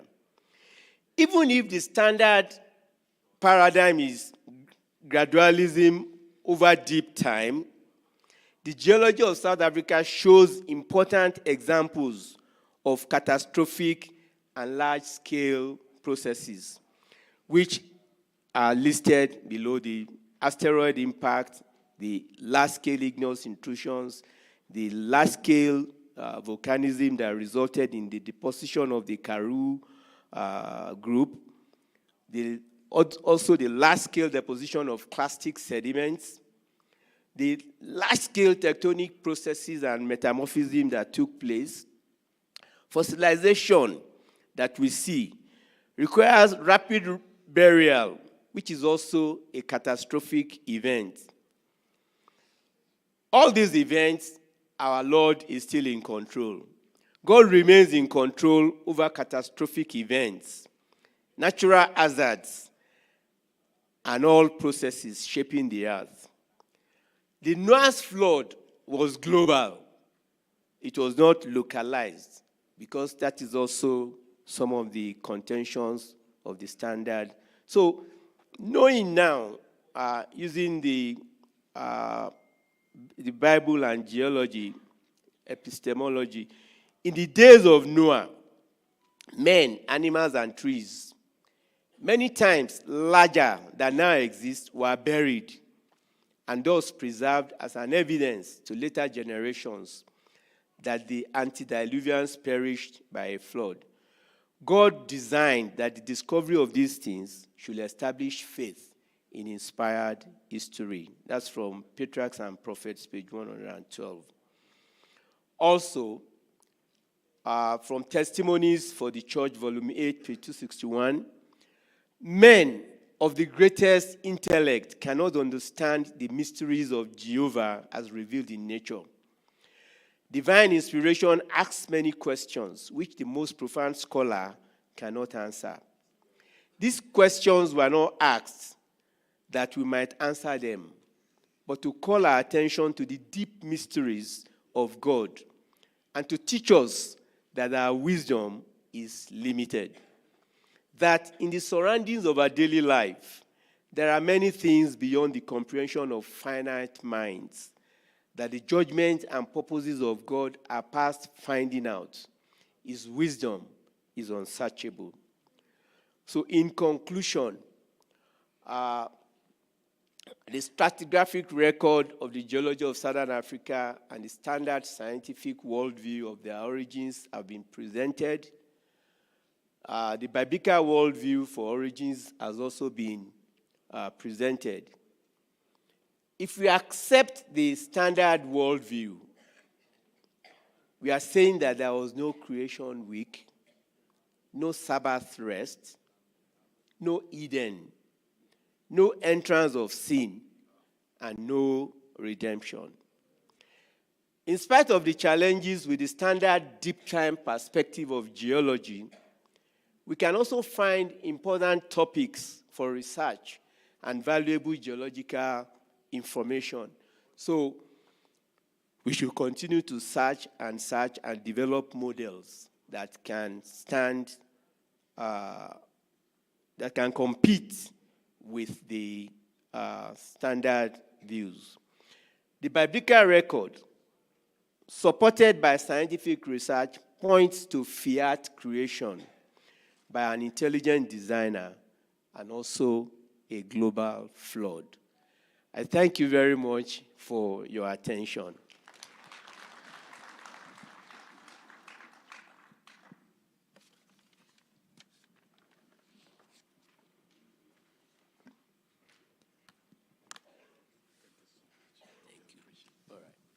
Would like to thank the Lord for that presentation by our very own doctor. At this point in time, I just want us to discuss something, and and take a vote. Yes, our program shows that we are supposed to be here to 20 hours, that we leave this place at 20 hours. However, we can change a few things so that we can have even 2 hours or so to ourselves, like before 20 hours, and we are out of here. But this could happen if we could have the last presentation that should end at 20 hours be made right now, so that just after this, we go into the question and answer session, and thereafter, we leave for our beautiful dinner, and then off we go to rest and prepare for tomorrow. Do you think this second one I've presented is better? Fantastic. So at this point in time, we'll invite Dr. Phillips to come and make a presentation, and thereafter we go into the question and answer session. Please be blessed as we get more and more presentation. I believe each presentation is getting us to learn more and more and even relearn. So we really appreciate for this faith and science convention. Dr. Phillips, this is your time. I'm not going to talk to you about science. Is that a good thing or a bad thing? I'm going to talk to you about my job. I am the chair of the Earth and Biological Sciences Department at Loma Linda University. And the Earth and Biological Sciences Department offers graduate degrees. And I'll talk about a little bit about the structure, and I'm going to introduce to you our faculty. And I'm also going to let you know that the Earth and Biological Sciences Department accepts international students, and we financially support them. So we do not charge tuition to those students, and we actually give you a living stipend to live in the United States. So I'll talk about the programs that we have and the opportunities. We can't accept, we usually accept 4 or 5 students a year. If you have any rich donors, please let me know, because we are in need to support these students. And right now we have continued amounts of money to continue to support these students, and I'll tell you more about it once if we get our PowerPoint up here. I know it's here. Anyway, in terms of prerequisites, if you have an undergraduate degree, a bachelor's degree in science, then there's a possibility for you to be accepted into our programs. If you have a master's degree in science, it's even a better possibility. That means that you've already shown that you can do graduate level work, and you've already shown that you have the ability to do some research. So that is even better for us to potentially accept you. The agreement, though, with the financial support that we offer is that the student not, after they're completed, the student not stay in the North America division. We would like the student to go out to the world divisions to work, because this is a particular thing that is financially supported by a donor who wants to offer the highest level of education, as well as a philosophical grounding in belief in the Bible. And that's a major important part of our department, where we talk a lot about philosophy of science. We talk about the research that supports a biblical perspective. But of course, we also teach the secular perspective so that the student can be competent. Thank you so much. The student can be competent. So just a little bit about the department first. These are the different subdivisions of Loma Linda University. School of Medicine, Allied Health, Dentistry, Nursing, Behavioral Health, Pharmacy. I think I've forgotten a couple. Public Health, I know, is a school as well. The biggest school on campus is Allied Health, and they teach students who are going to be physician assistants, who are going to be physical therapists, who are going to be respiratory therapists. That is the biggest number of programs and number of students. My department is actually part of the School of Medicine, and the School of Medicine educates physicians. And I think I already mentioned that becoming a physician in the United States is very, very expensive. And usually the people who are accepted into Loma Linda's medical school are not international because of the huge amount of money it costs, something like $200,000 to $350,000 to become a physician. And no one can afford that out of pocket. It's not like paying for college or for university. And so you have to get student loans, and those student loans normally come from the U.S. government. And the U.S. government doesn't give student loans to international students. So it's really, becoming a physician in the United States is a very difficult thing. But a part of the School of Medicine are the graduate students, of which there are probably maybe about 100. And these are the different divisions that we have for graduate students: the Division of Anatomy, Division of Health Disparities, Radiation Research, Basic Sciences, and Earth and Biological Sciences. So Basic Sciences has a department of biochemistry, microbiology, physiology, and pharmacology. And basically you can apply to go to any of these schools. They will financially support you as well. That's not my program, but I'm saying that these are things that are available at Loma Linda University, and you could apply to those. Those are quite competitive to get into because they have a lot of students applying to those programs.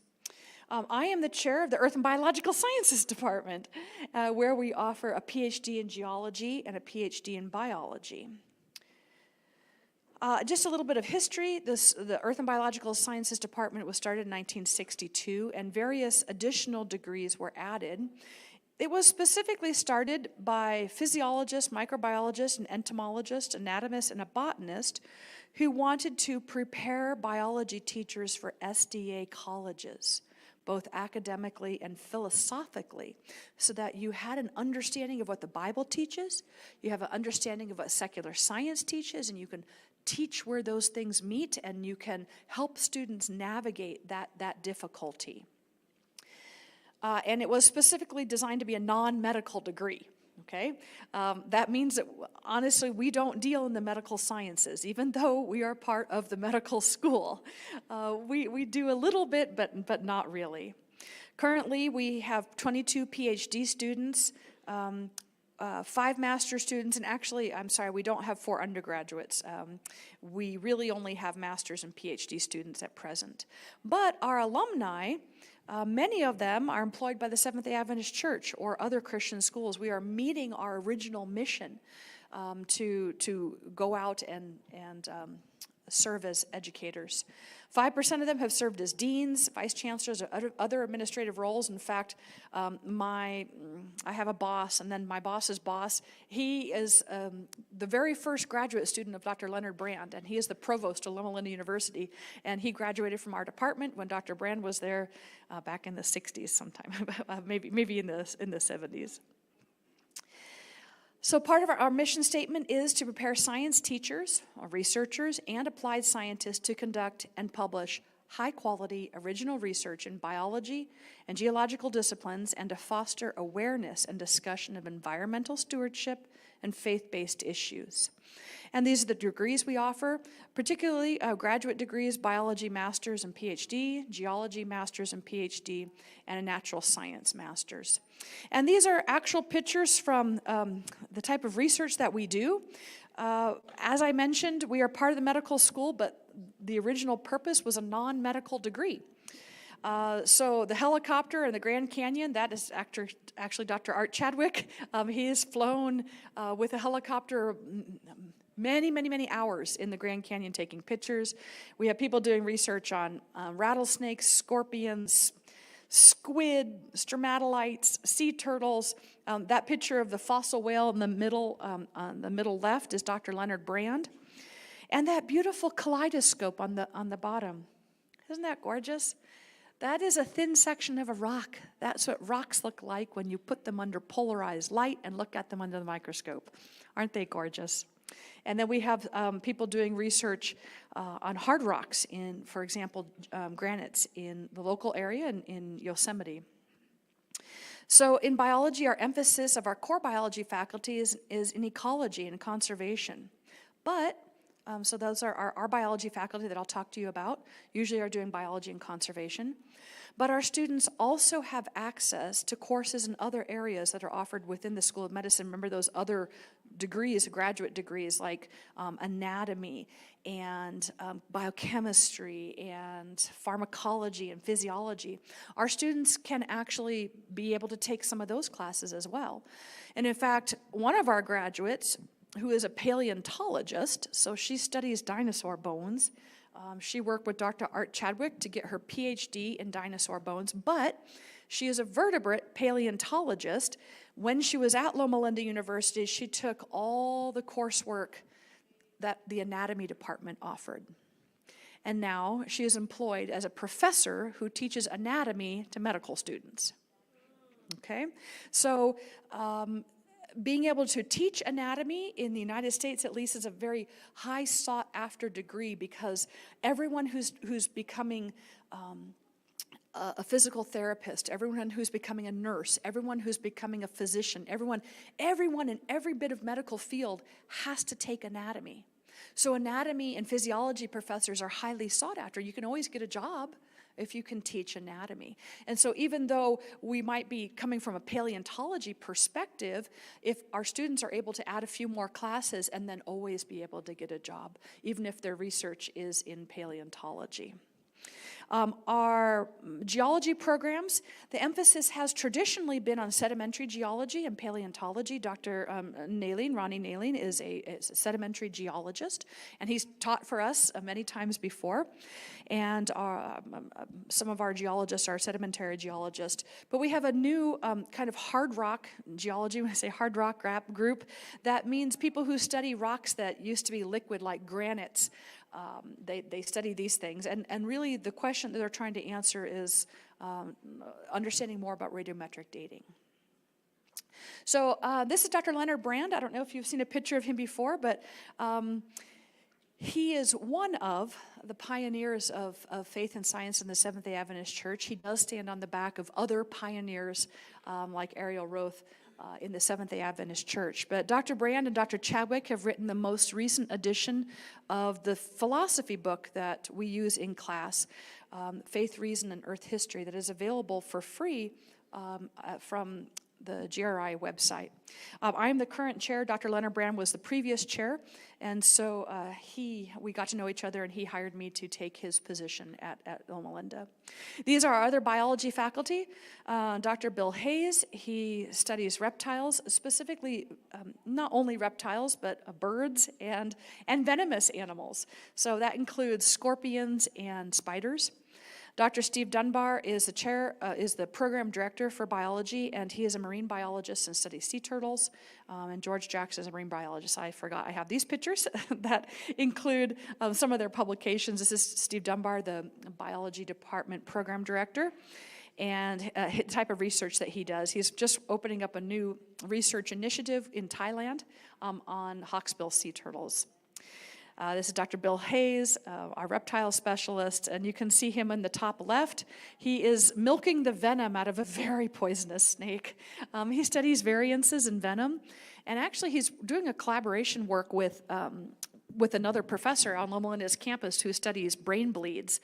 And they found that if you pre-treat, they're working with mice, but if you pre-treat a mouse with a little bit of snake venom, that the body has an immune reaction that closes down blood vessels in the brain, so that if you do surgery within like 6 hours, the brain bleeds like orders of magnitude less. Okay, and that you can have, so that you go in there, do the brain surgery, and then you finish up, and you get much less swelling after brain surgery if you pre-treat the animal with snake venom. Okay, well, this could be really, really impactful for humans because doing surgery on the brain is pretty easy. The problem is when there's swelling afterwards. Anytime you cut into the human body, there's swelling that happens afterwards. And that's bad, and that's the bad thing that happens after brain surgery. So he's actually working with different researchers to look at what specific part of the snake venom has that effect. And these are just some papers that he's published. Dr. George Jackson is also a marine biologist, and he studies squid and is currently looking at fish and looking at epigenetic variances in fish and finding that they can speciate very, very quickly. So he's doing some cutting edge research on speciation and how quickly that can happen, not with genetic changes, but with epigenetic changes, just how the genes are used. And these are some of his publications. And these are our geology faculty that include Dr. Leonard Brand, who usually studies taphonomy and death and trace fossils. Dr. Kevin Nick is the program director and he is a sedimentary geologist. Dr. Ana Martinez is a hard rock geologist, and Dr. Monty Fleming is a sedimentary geologist. I'll go through their pages as well. Dr. Leonard Brand, this is one of his most prestigious works. He made the cover of the most prestigious geology magazine in the United States, and that was his research there with the bones. And some work that he does and some papers that he's published. Dr. Leonard Brand is also a prolific writer on faith and science. And so these are some of the books that he's made. And the bottom one here on the right, Faith, Reason, and Earth History. This is the textbook I was talking about. That is available for free. And it's a textbook that I lecture from to our graduate students, and it's a textbook that most Seventh-day Adventist institutions in North America are lecturing from for their philosophy of science book, written by Dr. Leonard Brand and Dr. Art Chadwick. Dr. Kevin Nick is a sedimentary geologist. I think he is in Peru right now doing this exact thing with some researchers from GRI as well. And he is a sedimentary geologist. It means he's studying rocks that were laid down as sediment. Dr. Ana Martinez is a hard rock geologist, and she looks at zircons and radiometric dating, and she's trying to piece together what's actually going on when you get discrepancies in radiometric dating, and what do those discrepancies mean, and how much meaning do they really have, and what can that tell us about actual ages of the Earth. Some of her published papers. And Dr. Monty Fleming, I had to confess, if I was a geologist, this is the type of geology I'd like to do, because he does experimental geology.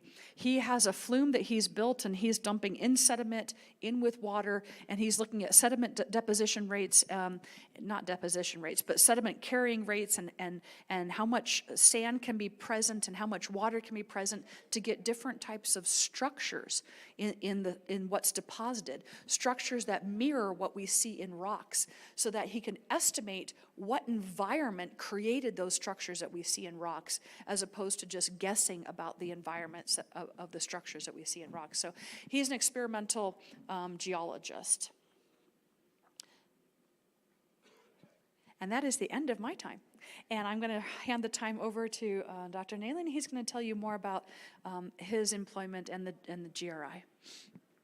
So I do want to let you know, remember, we do take international students, and I want you to be aware of that. If you're interested or know someone who's interested, please let me know. You need to have a real interest in research and a real interest in returning to or leaving the North America division after you're done. So it's not just to come be where we are. It's to come learn, and to be able to be of service either back to your community or one of the other communities. And really, what I'll do is give you my email address, and that's the best way to communicate with me. Thank you. If you just walk on the other side of the street from the Earth and Biological Science Department, you will find the Geoscience Research Institute building. And so here too, we are an institute of the General Conference of Seventh-day Adventists, and we have a mission that is to explore the natural world, seeking to develop and share an understanding of nature consistent with the biblical teaching as expressed in the Church's statement of fundamental belief on creation. So we also have a team of 5 scientists that are engaged in relevant original research in areas of great significance for Earth history and its relation to the biblical account of origins. So they also study in very significant areas, world-renowned sites, and you can see there are some in Africa too. Publications that they produce. And then GRI also has some branch offices, so there are 4 divisions of the world that have had the foresight of creating a position for full-time position for a person serving the division in that area. So that's Inter-American Division, South American Division, Inter-European Division, and NSD. Then we also have resource centers that are located in tertiary institutions. So this can be small rooms or maybe even almost like larger museums with displays about origins. And there is one in the SID that we have at Rusango University. In terms of resources, they have been mentioned several times now. So this is the GRI website, grisda.org, okay? So in the website you will find videos, you will find books, including the link to download Faith, Reason, and Earth History, articles, science news. We also have a Facebook page that you can, I probably put the group picture that we took together on that Facebook page, and also an Instagram page. And then finally also another, just to remind you about Creation Sabbath that we already talked about. GRI organizes conferences like this one and field conferences, and also is involved in teaching both at Loma Linda University, at Sagunto with the Masters in Faith and Science, and also we have a certificate in Faith and Science in the Philippines at IAS. So the resource summary, here you can see the website, social media, classes, conferences, and field conferences, and Creation Sabbath. Those are all practical things that you can already have access to help you in this journey. Yeah, thank you very much for listening to this informational presentation, and hopefully now you have a better understanding of the Earth and Biological Sciences Department and Geoscience Research Institute. I think according to the plan that was suggested, now we have a time for Q&A. So I would invite you to stand up, to just stretch a little bit.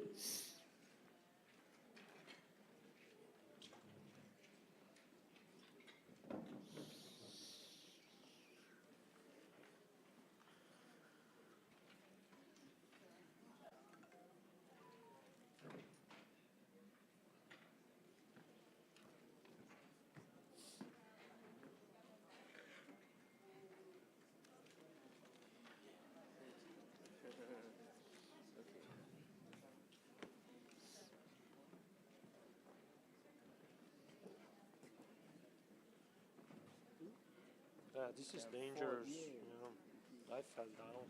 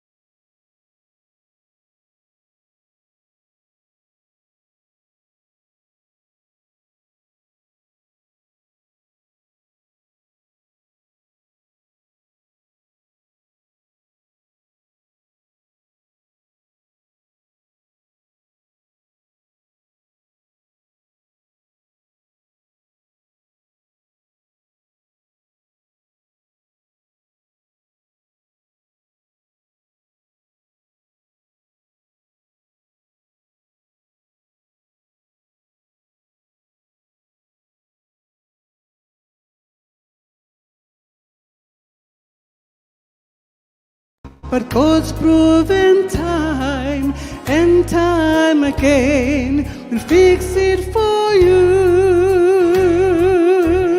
and He'll do it again. He'll do it again. If you just take a look at where you are now and where have you been, well, hasn't He always come true for you? He's the same now as then. You may not know how, you may not know when, but He'll do it again. God knows the things that you are going through. He knows how you're heading. You see, He knows just how your heart has been broken into. He's the God of the sun and the stars and the sea, and He is your Father. He will calm the storm, and He'll find a way to fix it for you, and He'll do it again. He'll do it again. If you just take a look at where you are now and where have you been, well, hasn't He always come true for you? He's the same now as then. You may not know how, you may not know when, but He'll do it again. Oh, He's still God, and He will not change. Oh, yes, He's still God, and He will not fail you. I know, yes, He's still God, and He's fighting for you. Oh, just like in Moses, just like in Daniel, just like in Shadrach and Meshach, Abednego, do it again. He'll do it again. If you just take a look at where you are now and where have you been, well, hasn't He always come true for you? He's the same now as then. You may not know how, you may not know when, but He'll do it again. Oh, you may not know how, oh, you may not know when, you may not know how, you may not know when, but He'll do it again. He'll do it again.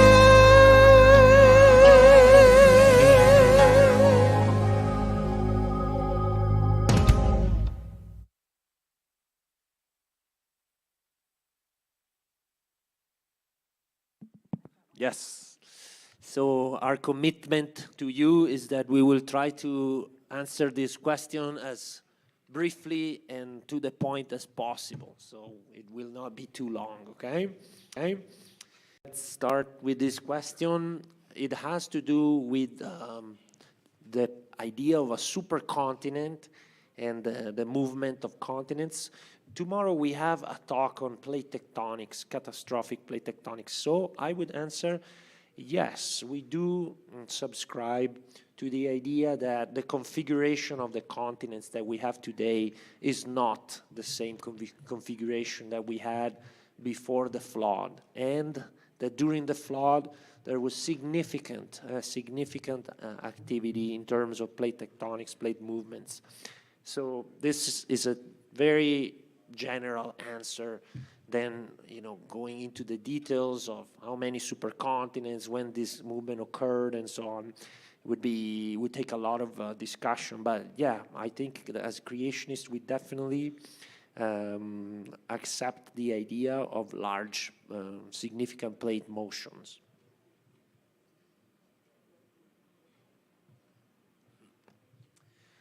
Traversing the strata vertically downward, is there a point where strata cease to change? Very good question. So it's interesting that in many places around the Earth, typically what you should be finding is that as pressure increases and temperature increases, gradually the rocks should start to become metamorphic, right? So you see a transition from sedimentary to metamorphic, and then maybe getting to the igneous part of the crust. But in reality, what we find is that in many places of the Earth, there is a significant discontinuity where sedimentary layers or layers that have low grade of metamorphism are resting abruptly under crystalline basement. So, for example, igneous rock or highly metamorphosed rocks. So this discontinuity is very significant. So if you're going downwards, it's not really a gradual transition, but you have a sharp discontinuity. And in various places, the strata that you find on top of this discontinuity are Cambrian. And so that is quite interesting, because not only in the Cambrian strata we find some paleontological evidence for a change, right? We said that the Cambrian explosion, but we also find some physical geology evidence for something occurring at that particular boundary.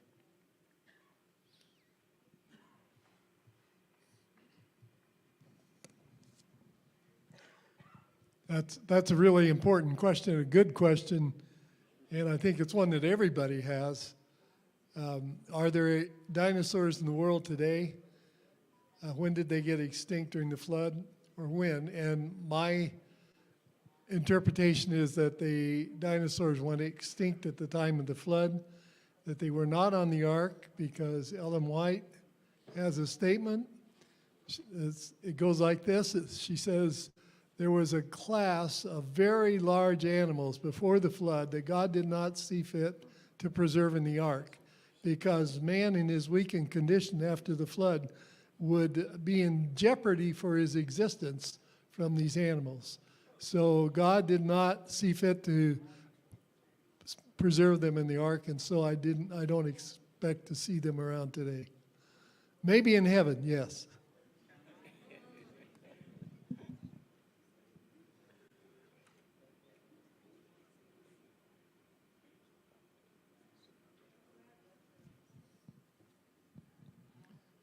Talking about climate change. Climate change is a very political issue, and probably we ought to stay as far away as we can. I think we as Christians have a mandate to take care of the earth, to do everything we can to preserve it and not to pollute it. And I think that mandate is far higher than anything that people do on this earth with the climate. And it ought to apply to all of us. Okay. I just want to add on the issue of climate change that just as Dr. Chadwick has said, we are supposed to be good stewards of the environment. And the Seventh-day Adventist Church has an affirmation statement on the environment, which we can get on the internet. But that does not mean that we should now put in terms of being good environment stewards, now turn the environment to, deify it and start worshiping the environment, because that's what some people do.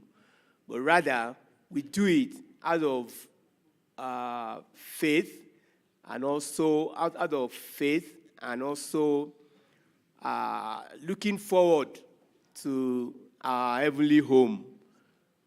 So that is what I want to add to that. Thank you.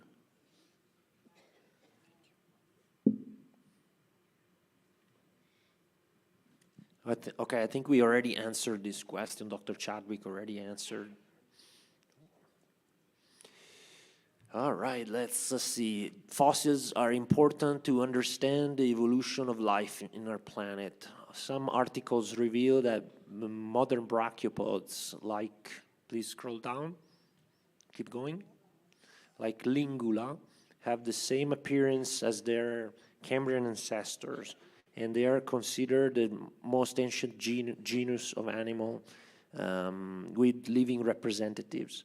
I would be interested in knowing if the evolutionary theory has an interpretation on this.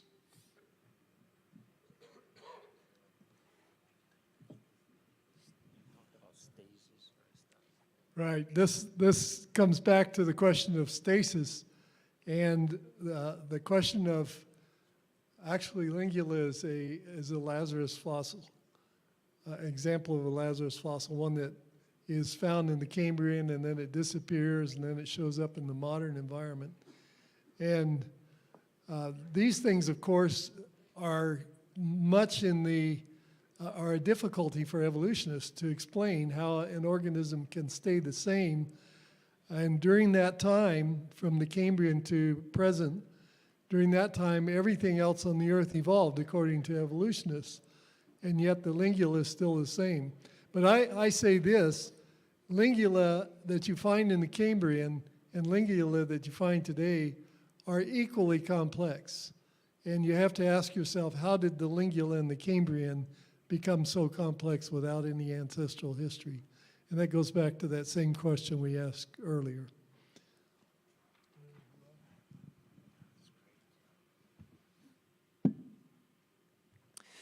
Okay, in light of intelligent design of Earth, how do we address the issue of climate change as expressed in the mainstream media? I don't know exactly what this question is getting at, but I am thinking that perhaps it's an argument of saying, well, if the Earth is so well designed, why do we have imbalances?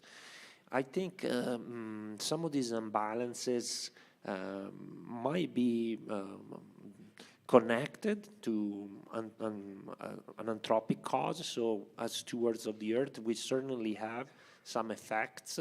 So some of the things that we see might be responsibilities that we carry, but also the Earth as it is in the present state is not the Earth that came out of the Lord's hand during creation week. So when we see some imbalances, we also have to consider that this is the world that is experiencing the effects of sin. And so we can definitely see also that design in the same way in which one could say, well, if animals are creation of God and they are so beautifully designed, why do we see predation, or we see some disease or tumors or things going bad? It's the same concept. This, for us, is the blight of sin. Let me also add to that question. Coming from the African background now, we know that deforestation and so on, I know some countries have very good policies on management of forest resources and so on. But in so many of the countries, people continue to cut down trees. And the rule is, if you cut down one tree, you're expected to replace it with 10. So when we don't do that, in a subtle way, we are also contributing. Many families are still using firewood to cook. And it may be a small dimension, it may look minimal, but the amount of smoke that goes into the air may also be contributing something to the issue of climate change.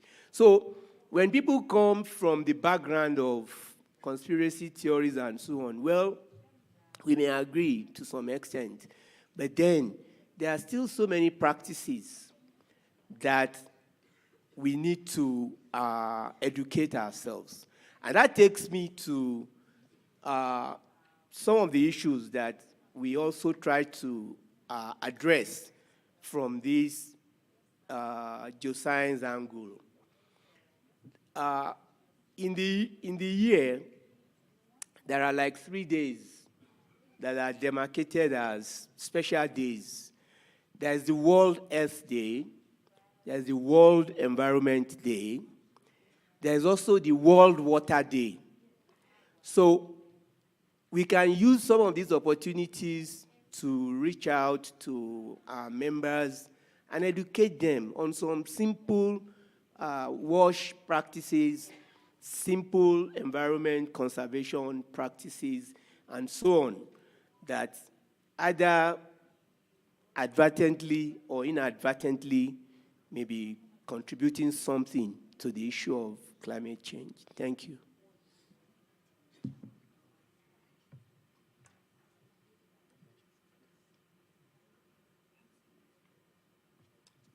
Oh, well, this is great because, again, this question was already answered. So, Dr. Chadwick, you killed 3 birds with 1 stone.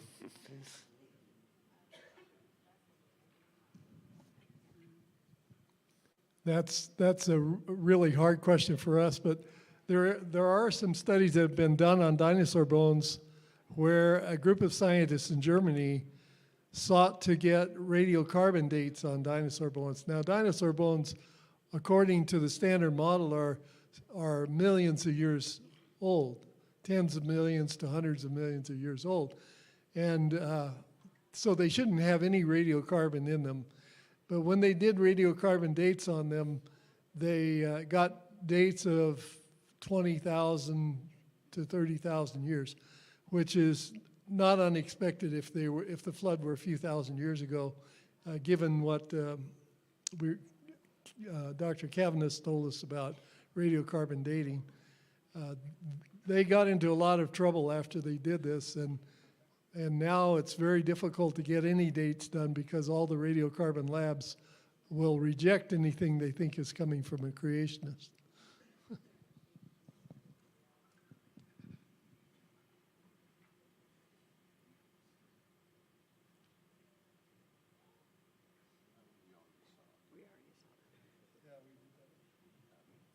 Okay, so this, we already took this one, so I think we probably have completed. No, I think this is new. Okay.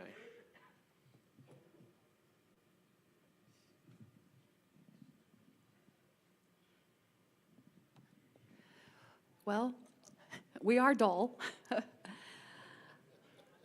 However, the Bible prophecy says that at the end of time, knowledge will increase. And it is absolutely guaranteed. I'm talking to people who may be listening in other countries right now. Knowledge has increased. That prophecy has been and is being fulfilled. So while I do believe that Adam is profoundly more intelligent, inherent intelligence, and had profoundly more capabilities than I do, prophetically we are at a point that in written history we have never been at before. That doesn't mean that pre-flood there wasn't something profoundly better. There are hints or things that maybe there were much more intelligent people. They've left buildings of massive amounts of stone that fit together that we could never do. Now we can never build something like that. We don't have the technology for it. While we have great digital technology, we can't move huge blocks of stone like that and fit them together. So things in the past, they seemed to maybe be able to do things better in some ways. And in terms of us appreciating God, we have to recognize that we have an adversary seeking to destroy us. And God is still available to us. And but we do have some of what we're fighting against.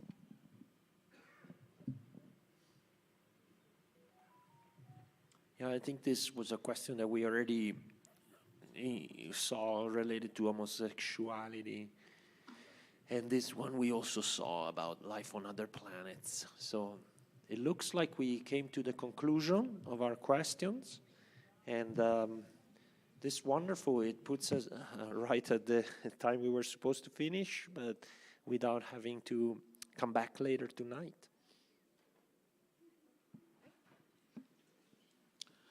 Okay, we would like to thank the Lord for today.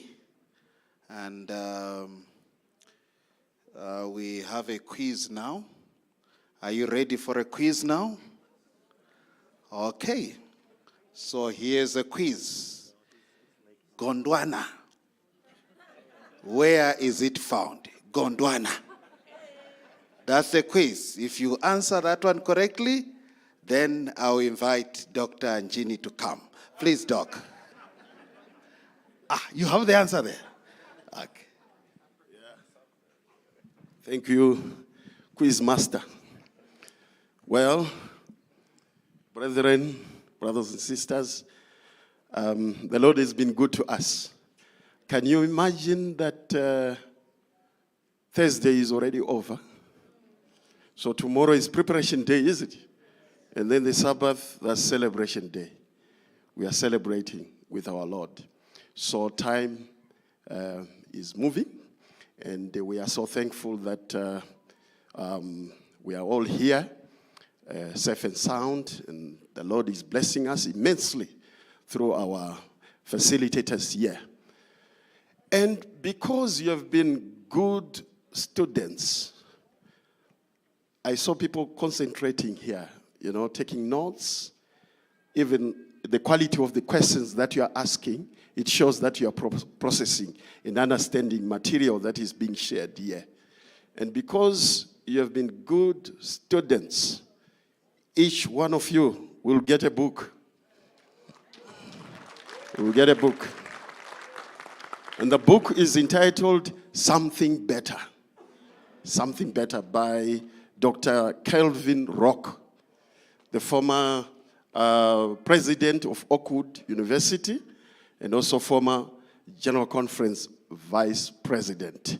It's a very powerful devotional book. So may the Lord bless you abundantly. So as you go out, just get your, I think on the right side of the foyer, should be able to meet with your secretary, the union secretaries, the conference secretaries, if they are there, and education directors. They should be able to give you your copy. God bless you. Thank you so much, because you answered that question very correctly. Where Gondwana is, we are so grateful that we have all received the books. All right, at this particular time, I would like to invite you to stand. Let's sing our song just one more time. We'll do our first stanza and then the chorus.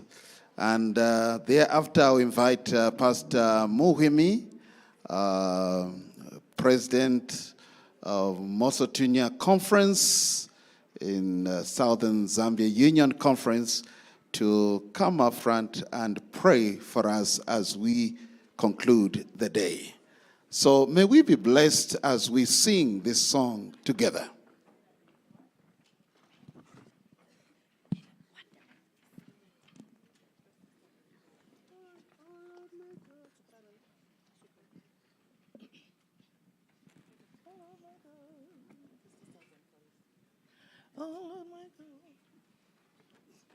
Oh Lord my God, true. Oh Lord my God, when I in awesome wonder consider all the worlds thy hands have made, I see the stars, I hear the rolling thunder, thy power throughout the universe displayed.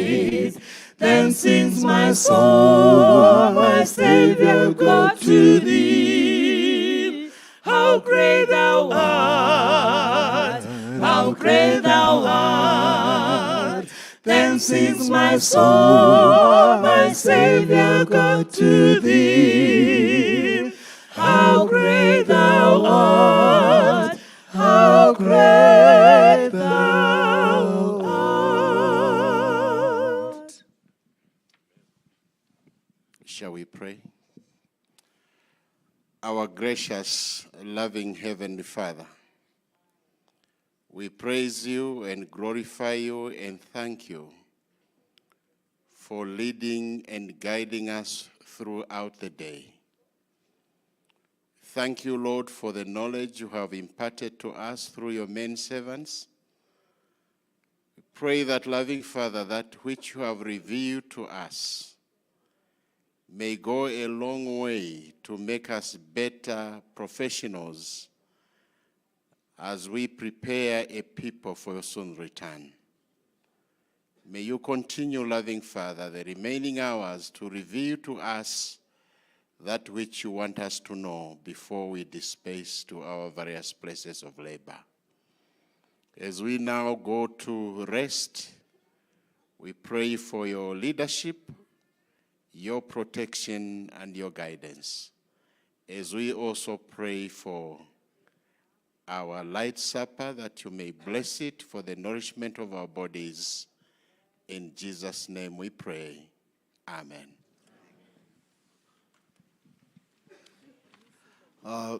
Shall we be seated, please?